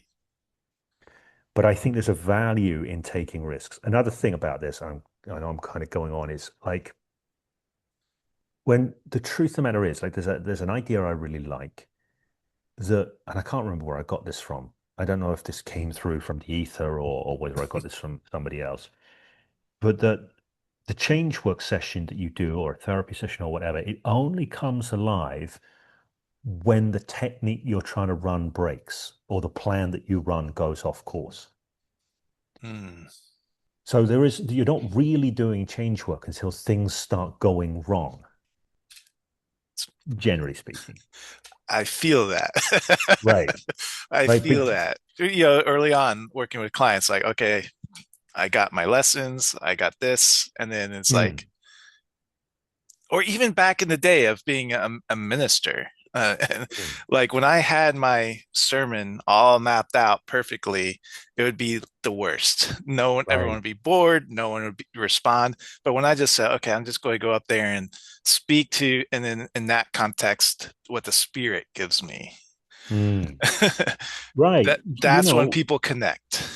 Look, Ryan, people don't talk about this kind of stuff, and it's difficult because everybody's got different belief systems. And, I'm always cautious about, I don't make any claims of anything, but, something like that sense of spirit, spirit being present. To Mm, me, I'm not a religious guy. I've never been a religious guy. I was basically raised an atheist, right? So, right. so I didn't have any kind of background. And it used to be the case that if somebody talked about soul or spirit, I'd be like, what on earth are you talking about? Yeah. You know, but that's because I'd never felt that. I'd never had a Mm, connection to that, right? As an intellectual idea, it was easily dismissed as nonsense for me. mm, But now, like, spirit, there's something there. And as my friend Bob Burns would say, real or imagined, it's a value. mm, It has value. It has, and I don't want to say it has utility because I don't want to be utilitarian about it. Sometimes it has beauty, right? And people miss that again. Everyone's like, "Well, is it useful? Is it beautiful? Does it move you?" mm, Right? How it comes alive in you in that moment, and this could be thought of perhaps as the realm of spirit sometimes. And again, another thing that's really come alive for me is the idea of soul as well, mm, which if you'd have spoken to me 5 years ago or 6 years ago or something like that, and said, James, what do you think about soul? I'd have been like, wow, what does that even mean? It's just some nonsense or whatever. But now I'm not making a metaphysical claim about souls as I say this, but I do think that there is like something that is us really at a very deep level that can be expressed in an infinite number of ways. It's not our personality or anything like that, but a sort of unique mm, resonance pattern or something, which I think I'm happy to call soul. And I think in life, what we want to do to have a good life is we want to develop patterns of engagement with the world that fit with reality as it is and also resonate with our soul. mm, Right? And if we just go, oh well, I'm going to just subjugate myself to how I think I have to be for the world out there, and we kind of end up disconnected from our soul, I think it's very hard to live mm, an enriched, fulfilling life. On the other side, if we just let our soul just go, yeah, I feel like this, I'm just going to do, and we're completely out of mm, attunement with the wider world, that's not good either. mm, So that's the sort of the great task of life in some ways is how do you bring what wants to come through you into this world as it is and have that work and resonate and be generative and be Mm. fulfilling and all of these sorts of things, you know? And the honest truth is, a lot of the time, people that come in for change work, typically a typical hypnotherapist will say, well, come and stop smoking, lose weight, phobias and all of these things. I think actually Carl Jung allegedly said this to the founders of Alcoholics Anonymous, right? The guy that kind of founded, somebody told me this story. The guy that founded Alcoholics Anonymous wrote to Carl Jung and said, I'm trying to put this program together to help people stop drinking. And I've tried this and I've tried that. And Carl Jung wrote back, supposedly, as I understand it, and said, well, the issue here is not the drinking, it's a spiritual problem. All right. This is Carl Jung, the psychologist. But, Mhm. and I think he kind of used that line that why do you think they call them spirits? It's the idea of Oh, all yeah. spirit, isn't it? Um, but I think, like in terms of change work, and I'm very careful about this because it's not my job as a change work practitioner to explicitly start getting more spiritual with people. Hmm. That is not my job. But I do think that when people connect to something richer, something deeper, something more beautiful. Maybe you could Hmm. call it, spirit or without, I'm talking implicitly. I'm not, you don't Hmm. have to have words for it. You don't have to have a belief system, but it's that quality of connecting in. I think when people start connecting with this, so many of their problems just sort of drop away Yes. and fall away. And I wonder to what degree something like Ericksonian trance is just taking people out of the mind that separates them and they have more time in Tao, Yes. and more comes through and they sort of start to give up the struggle a bit. So I'm not, as I say, I'm not a religious guy. I was not raised religious. And so I don't know anything about praying, for example. Right. But And then, well, two two quick books popped to my head. And before that, even you're talking about the spirit, and but you mentioned another word that's just the same as spirit, and you mentioned the Greeks and genius. mm, You could call spirit genius, or you could call mm, it the muse, or you could call it, like Jung said, the collective unconsciousness, whatever you call it, you right, know. right. And then the two books that Yeah. came to my mind is one is about, it's called After the Ecstasy, Then the Laundry. So after Right. you have enlightenment, then Yeah. then you got to go back to the shit of the world. Yeah. You got, but the other book too. You mentioned prayer, and it's called Healing Hands, and it talks Mm, about what prayer is in other cultures and religions, and the thing that's common in all is putting emotion behind that. And there's right. another book called The Divine Matrix where it talks about you make that emotional, like whatever, you put energy into it, and then that's when change and connection happens. Right. Right. So that makes sense. And I think another dimension that I would imagine would be the case. I have to run a poll on people who pray and see how much does this resonate with you. Yeah. But there's a line from the kind of Russian uh, mystic or guru or whatever, Vadim Zeland, and I love this line, it is the self-imposed responsibility for success and failure is a heavy yoke indeed. Mm. Right. Now, I really like this. And I think that if we're raised in a model of the world that says, I am apart from the world and my job is to manage it all, right? Mm. And success and failure is purely as a result of how effectively I manage it. Mm. Now, what you've just done is you've set yourself the task of controlling an uncontrollable, system, broader dynamic, and it's going to burn the circuits out in the end because Yes. because it's a suckers game. It's unwinnable, right? It can't be done. Mhm. So, and you get this with I'm not like I've never been through AA or anything. I know people who have, and I've had conversations. And I have a friend of mine who said he went to AA and he was pretty desperate at the time, and he was completely not religious. And he still says to this day he has a problem with the higher power thing, can't quite buy into it. I said to him when he said that, the higher power thing, I said, what if it wasn't a higher power? What if it was a deeper power? Mm, And he was like, ooh. But anyway, that's an aside. And here's the thing, as a hypnotist, am I suggesting a different reality there, or am I helping him to connect into a different reality? But anyway, he said that he'd been drinking for years. He tried all sorts of things. In the end, he prayed and he didn't even believe in a higher power. And he dropped to mm, his knees and he said, I give up. I'll do anything. Just take this from me.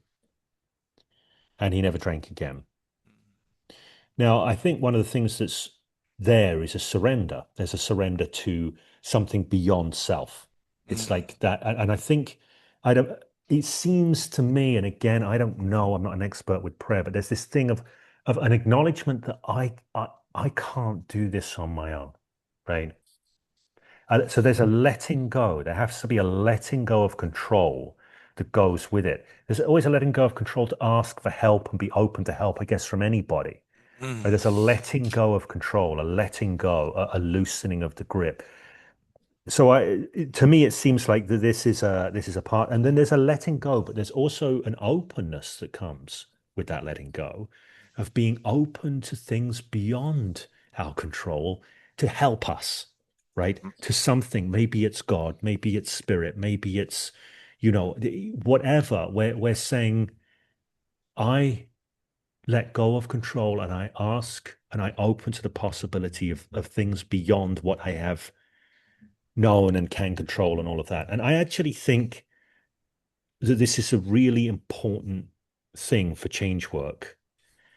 So I think in a way, hypnosis is sort of really cool in a way that I think a lot of people miss, in that there's actually, because it's sort of a bit edgy and it's got this sort of reputation about somebody actually they have to make quite a strong, meaningful decision to engage with it mm, and to allow and open to something and things beyond themselves, within that. And part of the job, I think, going back to your question about how do you calibrate in the moment or create that feedback loop, that's one of the things that I'm looking at is how open is this person to things beyond their existing certainties, and how much are they willing to loosen their grip on control. mm, So I don't believe that hypnosis is mind control. I don't believe the hypnotist controls the person they're working with. But I do believe it's a release of control. It's not that they're letting go of control so that the hypnotist can control. mm, It's not that. Everyone's kind of letting go and dancing with these other spirits, energies, forms, resources, whatever it will be that wants to come through that can transform that person's connection to the world, to themselves, to all that is. And again, it doesn't have to be about believing anything particular, right? I worked with this guy who was raised quite religious, and he still went to church and everything, but he had a very intellectual understanding mm. of things. And he said, "Well, I know that God is always with me." The way he said it was like, "Well, I know that God is always with me, but da da da da da da da da." And I'm like, and I was thinking, has he ever felt God with him? Yes. Right? Has he ever like really kind of known it in every fiber of his being that God is with me? Because I think if he did, right, I think that he would have a very different experience of what's going on at the moment. So, within that, I said, so is God with you right now? Would you say? And Mm, he's like, yes. I'm like, so can you feel this? mm, God, would you, so I start leading him into, now I'm not putting my belief system on him. I'm taking what he's offered me mm, as an intellectual belief system. I'm thinking, how would it be if he could really experience the presence of God right now? Right. And I'm not claiming to be the one who has the power to make him experience that. But like if God is present to be experienced, this is within his belief system, what changes when he really, really experiences God is with me right now? And that's what we did in the session. That was a great session. you know. It reminds me of Ram Dass's book, Be Here Now, where it's part autobiographical and then part Ram Dass's artwork. And one of the pieces Right. of his art in that book was these people in a church. They're all sitting there with their hands folded, and kind of some of them are sleeping. And then meanwhile, Ram Dass drew himself as naked, running down the aisle, waving frantically, saying, "If you only knew the words were real." Mm, right. Yeah. Yeah. It's just such an interesting. This is what I mean about creativity. How could I have Mm, known that we were going to do that in the session with that guy? It's right, only because of that, the what he said and the way he said it, right, right? It just such this disconnected way of intellectualized. I know God is right. with me all the time, right? So, like, we got a fantastic session out of that, Mm. but I couldn't pick that ahead of time. He couldn't pick that ahead of time. Right. You couldn't go to an internet forum and say, "Hey, this guy's coming in for XYZ. What should I Yeah, do?" you're not going to get that answer ahead of time, Right, right? So it's right, just like, okay, so what's happening right now? right. What looks like a potential resource here? I'm a big believer in this intention, like you're talking about. We want to Mm, set some intention, have some direction. And for me, again, I want more the kind of energy of intention. I don't want a tight grip on a very mm, specific outcome, but I want that intentionality. There's something we want, somewhere we're moving towards. mm, And within that, it's exploration, bringing in resources, shifting perspectives, looking at possibilities, and then taking the stuff that is adding, that is moving in the good direction. And I sometimes call it blowing on the embers of that. You get an ember of mm, something cool and you just blow on that ember and get it to combust a bit more. So that's the kind of way I'll do a session. The other thing I do more and more now is I used to want to tie up a session with a nice, neat bow, mm, but I don't want to do that now. I don't do that so much. I definitely want to give the impression that what we've been doing will be continuing. mm, Not continuing in the next session, and you just like it will be continuing as you sort of move through your day and mhm. life is unfolding for you, and you'll be curious to see what is different in what different moments. And I might give some sort of tasking stuff afterwards as well, or some sort of ritual stuff, some meaningful rituals sometimes. Have you ever seen anyone up climbing up a mountain like Erickson? No, I haven't done that. Uh, but I do things sometimes. I had somebody recently, I shared this story inside of client shifts, but I haven't shared it outside, I don't think. I had a guy, we'd done 3 sessions and we did a different thing in each session. So sometimes when people book a block of 3 sessions and they're happy with the result they got for the first session. The second session ends up being a completely different topic. So that's how it was with this guy. We did one thing first session, one thing second session. He was happy with those shifts that he got. Third session, he said, I guess this is the big one. I'm like, okay. He said, I think I need to stop drinking.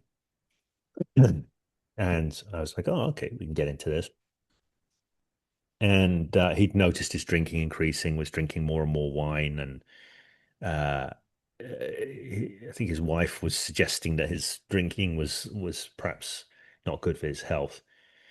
And we started to get into the session and explore, but there was a lot of ambivalence about stopping drinking. He wasn't like, Mm, right, I'm aligned, I want to stop drinking. mm, So I'm trying to sort of draw out this kind of aligned motivation towards stopping. But at the same time, in a situation like that, just because somebody says, I want to stop drinking, it doesn't mean I now have the right to steamroll every aspect of who they are, and mm, ignore all the parts that might be ambivalent about that. So my job was not to magically make that happen. It was to try and weave something together that he would be very happy with, right? Which might be peace with drinking, or it might be stopping drinking. Anyway, I felt that the dance of that session was nothing like the previous 2 sessions, which had gone beautifully and they were very co-creative. This one I felt a lot of ambivalence, a lot of struggling, and I didn't feel like we really got anywhere throughout the session.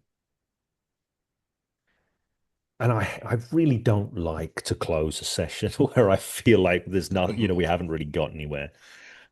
So I sort of said, I said, okay, so we've gone around this a bit, and I get the sense you still have a certain degree of ambivalence around this. And he's like, well, yeah, you know.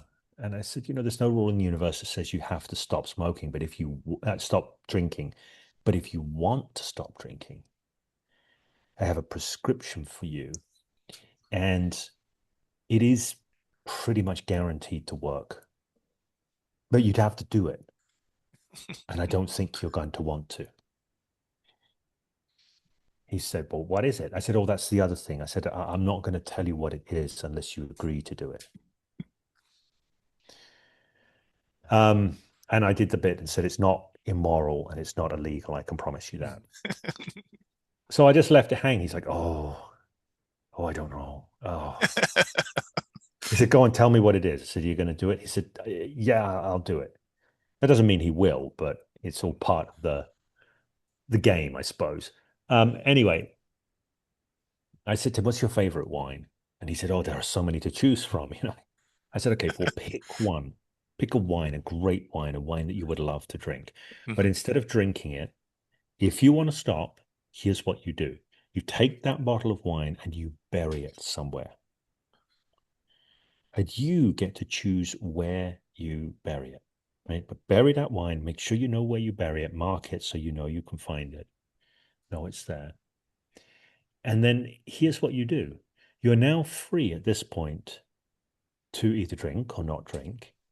But the deal that you do with yourself and the deal that you're doing with me is that if you should choose to drink again, you have to first dig up that bottle of wine and put it somewhere, either pride a place in your studio or in your home, and do not clean the earth from the label, right? And then once it's there and you've looked at it, you've put it in place, then you get to drink. And he went, oh, oh, that's good. He said, yeah, I can already feel the shame of it, you know. So somebody might go, well, why do you want to evoke shame? Why do you want to? But like now he's now in the realm of like an Mm, emotional response. Now he's emotionally engaged. Now I've invited him to live at the level of choice.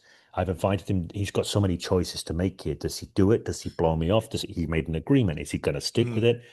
One thing he cannot do is drink by default because there's no way he can pour himself another drink without at least thinking about this pact that he's made with mm, me mm, and mhm. knowing that he's making a conscious choice to either not stop drinking yet or to break the pact or whatever. So I've just put a lot of kind of emotionally charged, semantically packed stuff on Yeah.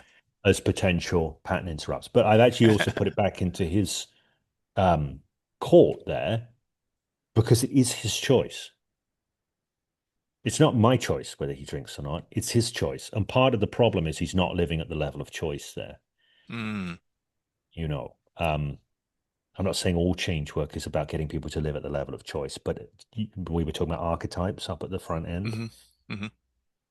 Um, Stephen Gilligan likes to bring four archetypes in, and they are from Robert Bly's work, which is king, warrior, magician, lover. I was about to say, and isn't that based off of Jungian? Yeah, it is. It is based off Yeah. Jungian stuff. Now, Stephen Gilligan doesn't talk about king anymore because he has non-gendered language and he sort of changed the languaging around it. But if you go back to king, warrior, magician, lover, I really Yeah. like these archetypes. And Yeah. again, there's an interpretation of them. You have to do a certain degree of interpretation. What is the king? What are the qualities of the Mm, king? What are the mhm. qualities of the magician? And the lover, and of course, the warrior. So for me, this is my interpretation. Living at the level of choice and declaration, this is part of the king archetype, the king energy. Mm. Right. Now, the aim isn't to go king, get rid of the rest, right? You want that balance in there. But Right. like a lot of the time, you know, sometimes people will come to a hypnotist or something because their king or their monarch or their leader is weak, Mm, right? mm, They're not able to live at the level of choice. They don't have that will to go, do you know what? I'm done with that. They don't mm, make that declarative decision. For me, that is the real mark of of the quote unquote king or the monarch is the Yeah. declarative decision. I declare. That's what a king does. I declare this. I declare that. You go, right. I declare that drinking is over. Mm. Right. I choose this now. I choose this life. Right. And I know why as well. So that to me, sometimes when I'm want to evoke the I that chooses, that's about that kind of Yeah. um, king archetype, that king energy, if you see what I mean, Yeah. or queen energy, or whatever you want to. I love that. And I'm curious how many people are going to listen to this and then use this as a prescription. Like they're going to take this. How many people are going to have their clients go dig holes for their whatever pack of Right. Well, cigarettes? do you know what? You can do it. You can do that. I didn't think at the time, when I was it was interesting when I was coming up with that particular ritual for that client. Mm, And it's also how you do the prescription, right? That like mm, the emphasis you put on that's all part of it. But there was a little part of me going, this is not very creative. You should come up with mm. something more creative than this. And I had to sort of go, thank you very much. But I don't have anything more creative than this, so I'm going to go with it. So I didn't think it was like a particularly interesting or imaginative Mhm. ritual, but that didn't mean that was what I had to work with, and I was going to deliver it as fully as it could be delivered. Yeah. And create some moments of tension and resolution within it and some drama, even in the delivery of it, because that's going to be provoking and Mm, evoking and all sorts of things. So I want to do that. So people can do that. You can take any piece of, I mean, like one thing I'll use sometimes with clients I've been using a bit more recently, and particularly up until the end of last year. Um, but now I'm again mostly on Zoom. I was seeing a lot of clients in person up until the end of last year, but using the what's called the clean start from clean language.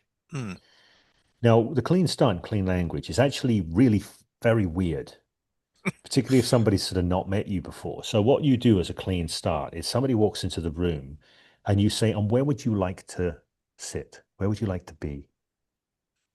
And ideally, they choose somewhere. And then you say, and where would you like me to be? And they mm, choose where you are.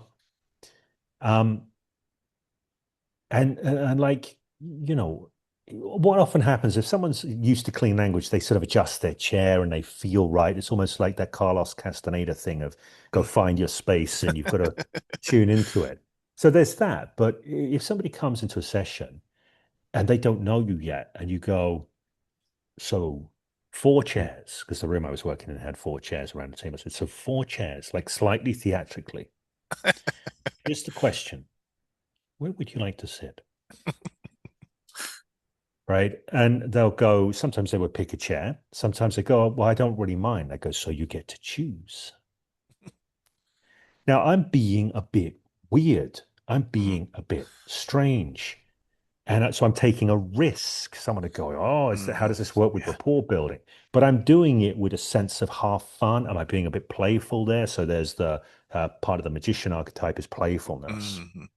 So I want to do that, and I'll go, okay, I'll sit here, and I go, and I'll say, and here's the real question: where would you like me to be?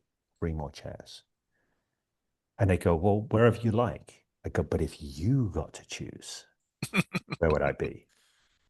Now, the way I'm doing this is like it's it's like a bit gestury, a bit playful, a bit odd, a bit of Yeah. mystery, right? And I would sometimes like if someone's like really looking weird and go, weird, right? And here's the thing, I'm not going to tell you why we did that. But what I'm implying is there was a reason, Mhm. right? And if it looks like they're like really weird, I'll just shift gears and go, so let's get sensible for a moment, right? Why are you here and why now? So I'll shift the energy, like the tension will be there, and then we'll resolve it onto an easier note.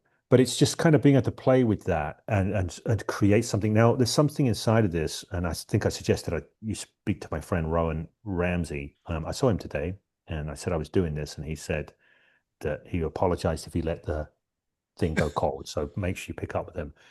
But he talks about this in terms of novel states.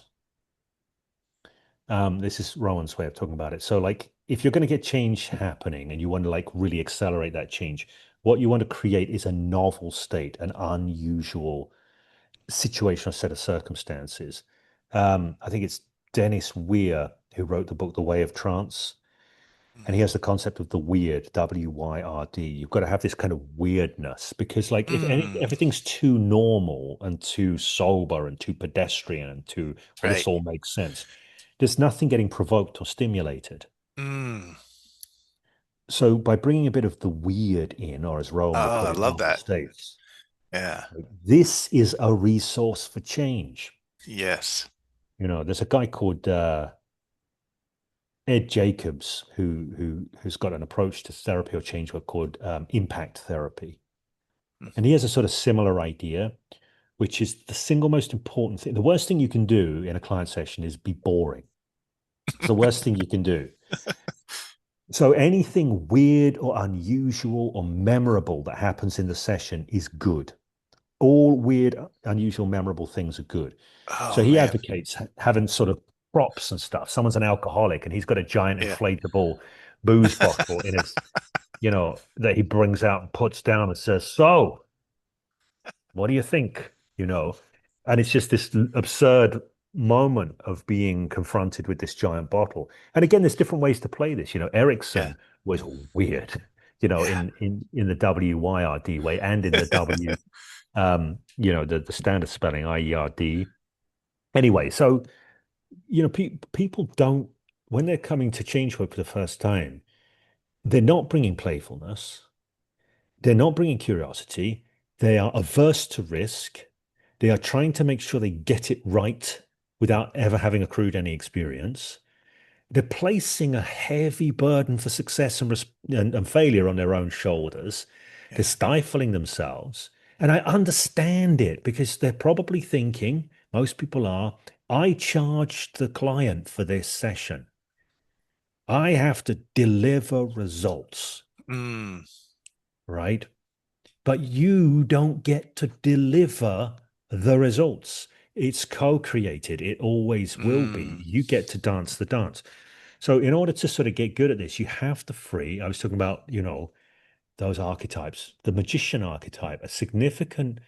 Now, partly the magician archetype includes strategies and tactics and that kind of stuff. It's like, we do it like this, and we do it like Yeah. this. But another dimension to the magician archetype is that playfulness, that willingness to Yes. be playful and to dance. And this is like a really important thing. It's really difficult for people to bring in when they're new because often they're afraid of not being good enough or not being whatever. And that Right. fear always kills playfulness, Mm. right? So what needs to happen to liberate yourself to dance that dance? If you're a change work practitioner, that would be my question. How do you bring more freedom into Mm. the space, more freedom into your work? You know, Yeah. I usually at the end of these episodes, we do the Mm, where the guest will do a hypnotic gift, and I'll ask, "What's your message to the world?" And I feel you just said it. What needs to happen to right. free the magician to be playful? Yeah, and the kind of irony isn't the right word, but I'm going to use it anyway. uh, the sort of irony or the maybe it's the alignment in it is this is something that seems true and truer to me across time is we want to bring what the client needs. Now, somebody asked Erickson, supposedly, another story I heard, uh, when Erickson was very old, back in about 1979, if you had to sum up in one word the root of all human problems, what would it be? And without missing a beat, Erickson looked up and twinkled and smiled and said, rigidity, Mm, right? So if we take this idea, rigidity, what's the opposite of rigidity? It's freedom, it's mm, playfulness, it's release, it's the ability to explore. Nobody can explore if they think they've got to get it right first time, all the time. So this is the fundamental resource for change and transformation, right? So I think that like if you think about that kind of picnic principle, be careful what you bring, or be mindful of what you bring. So if I bring freedom, the more I can be free to dance in the session, the Mm, more it says to the client, the more it invites them to be free to dance, the more they get used to dancing freely. mm, This starts to free them in their life, right? So, the more playful, if I could show playfulness in this context, and again, there's some art to this.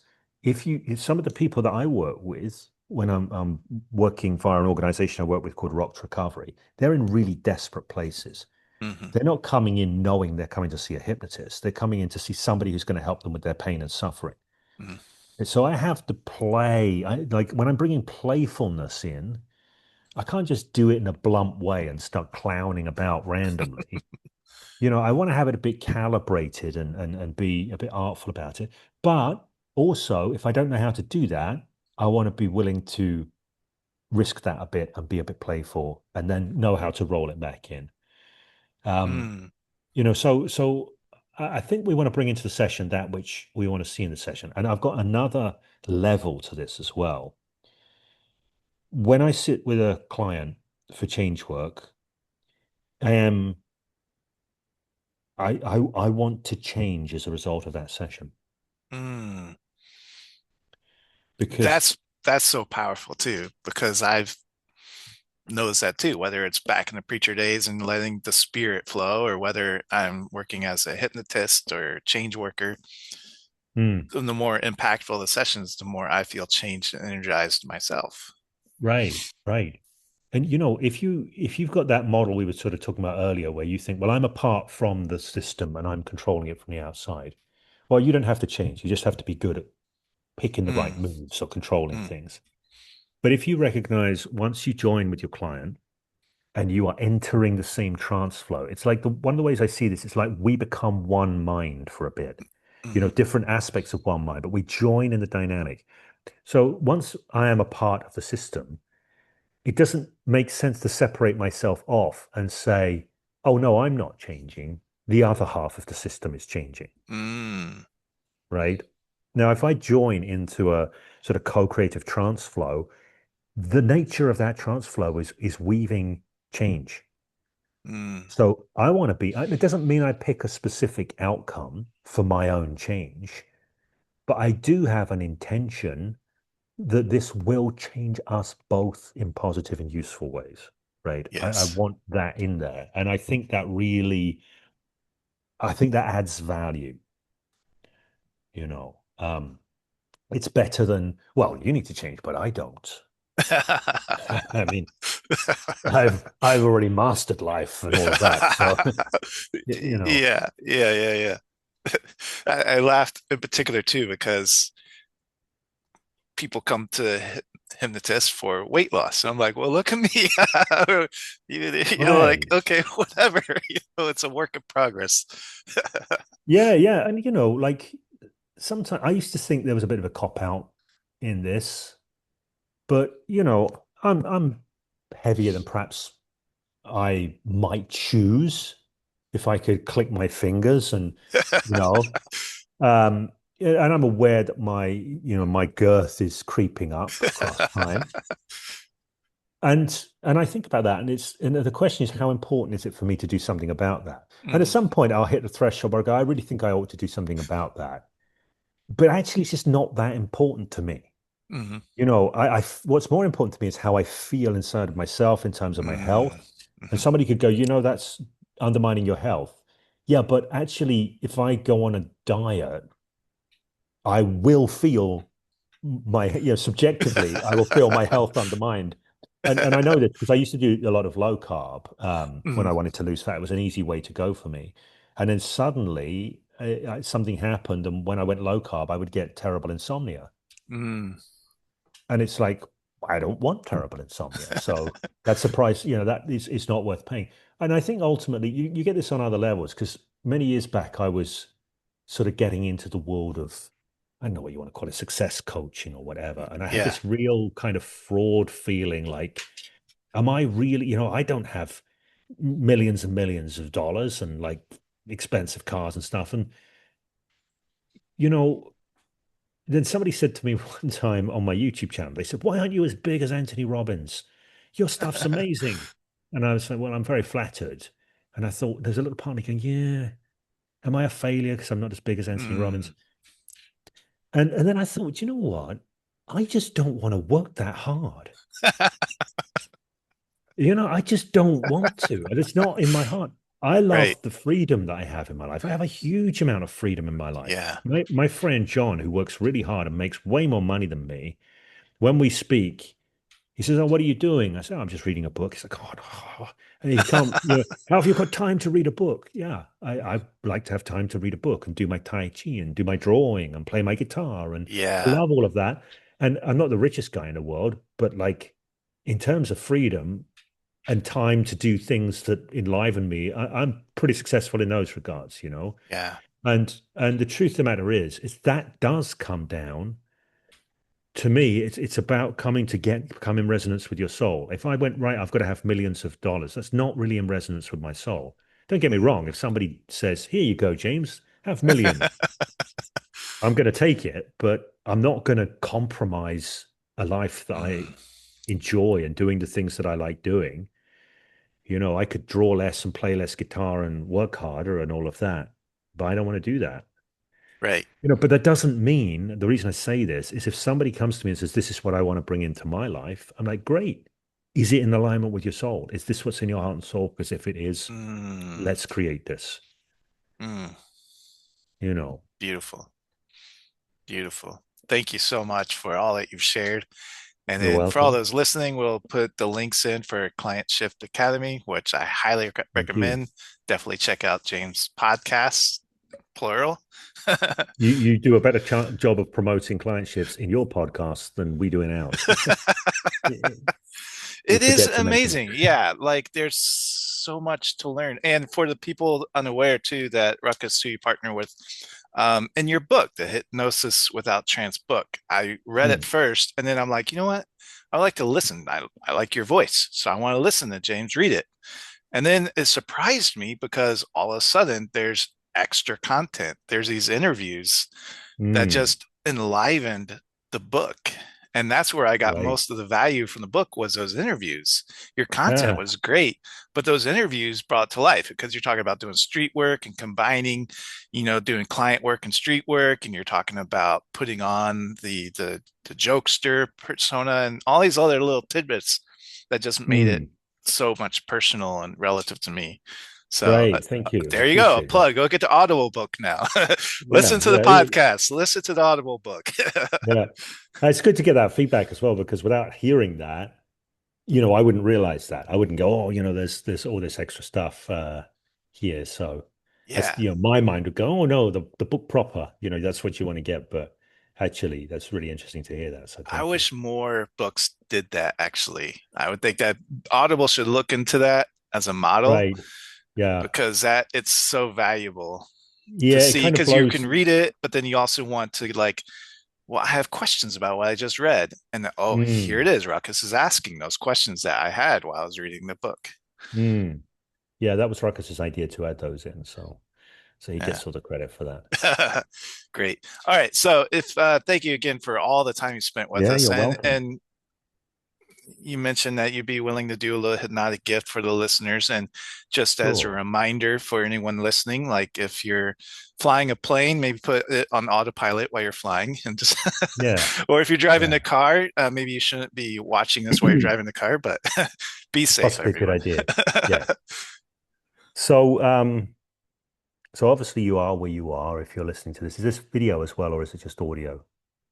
It is, yeah. So it's on YouTube and it'll Right. be on audio as well. Okay. So Okay. So just so I Spotify and get all a that. Yeah. got a sense of the context. So is your wherever you are at the moment, I'm going to recommend that before you listen to and or watch this section, you find a place where you can just be. You can really just allow everything to float away and drift away, and not because you have to.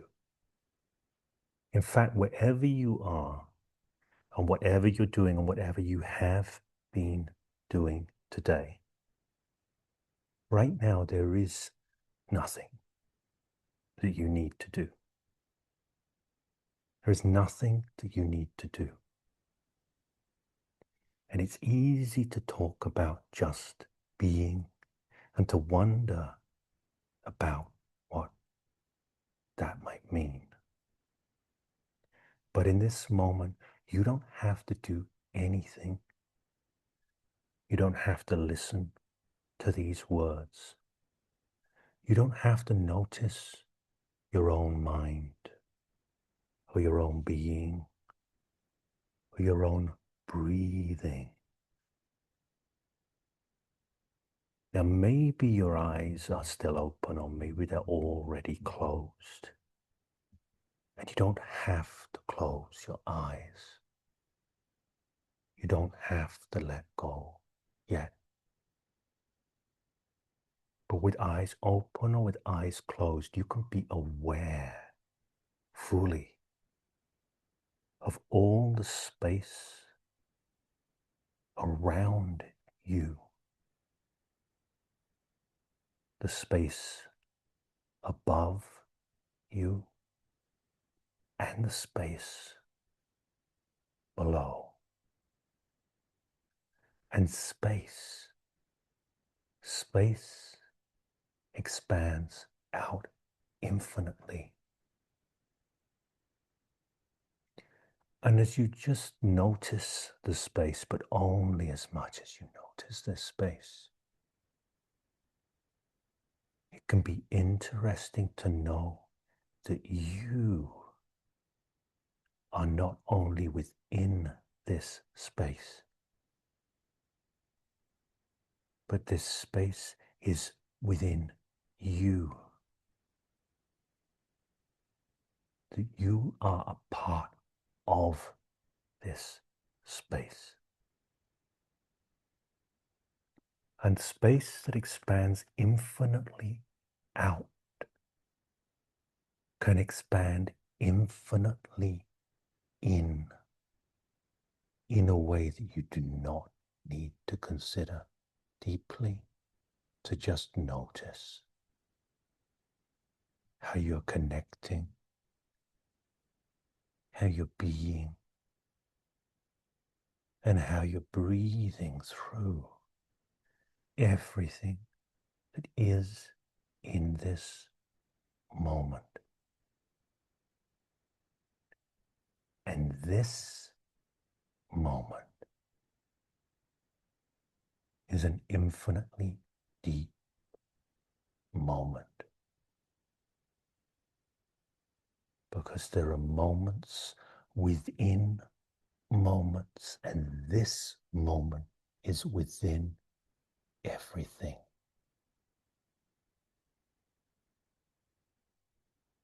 So just allow everything to flow through and flow throughout, so you can feel a deeper sense. There you go, a deeper sense of being in and being of everything. Everything that ever was and everything that ever will be flows, moves, and changes endlessly, unfolding and connecting in. And here's you within all of this, a part of this so much more deeply than your conscious mind might ever know. Your body is being in and of the body of everything, the greater body of life. And as you breathe with the greater body of life. You can breathe through everything, a deeper sense of connection. And however much your conscious mind has been paying attention to these words, bears no relevance whatsoever to how deeply you are connected in to everything, because you are, and you always are, and you always will be. And your conscious mind may have questions, and those questions are interesting questions for a conscious mind to have. And what is everything? Your unconscious mind is able to know and does know and can enjoy connecting with deeply. Because your unconscious mind is so powerful in terms of its capacity to learn and connect and experience new possibilities. And as you know this, you might be curious as to what can come alive through you that can enrich and enhance and inspirit your life. So as you breathe and you open and you connect and you just allow yourself to know in the deepest way outside of consciousness, there's so much here. So much here for you, beyond you, for everything that is becoming, and how much is possible. How much is possible.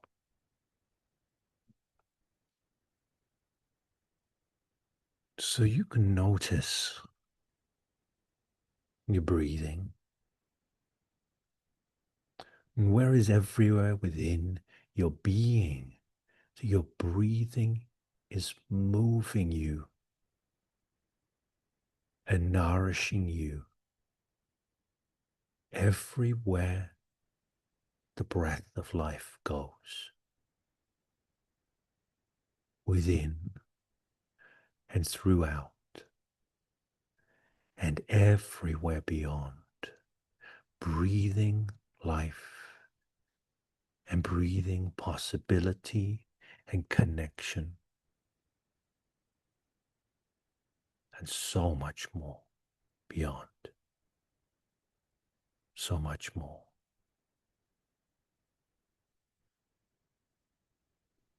And there's a way that's right for you in this moment.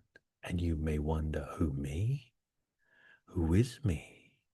And you don't need to know, because there's a way that is right for you that will move through you and move you back out into that more everyday space, because you know that there's a room that you're in, a room that you're in, maybe an environment that's different from a room.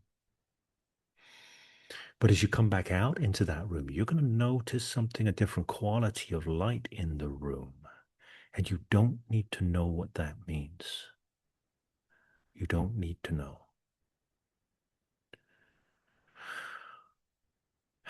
Thank you. Thank you.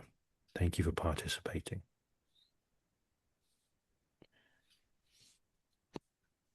Wonderful. Thank you so much, James. You're welcome. No guitar. I could have got my guitar. I didn't think. That'll be for our next episode together. Yeah. Yeah. Thank you so much. Okay. Thank you for everyone for being here. And yeah, definitely check out all the places that James hangs out. His two podcasts and Client Shift.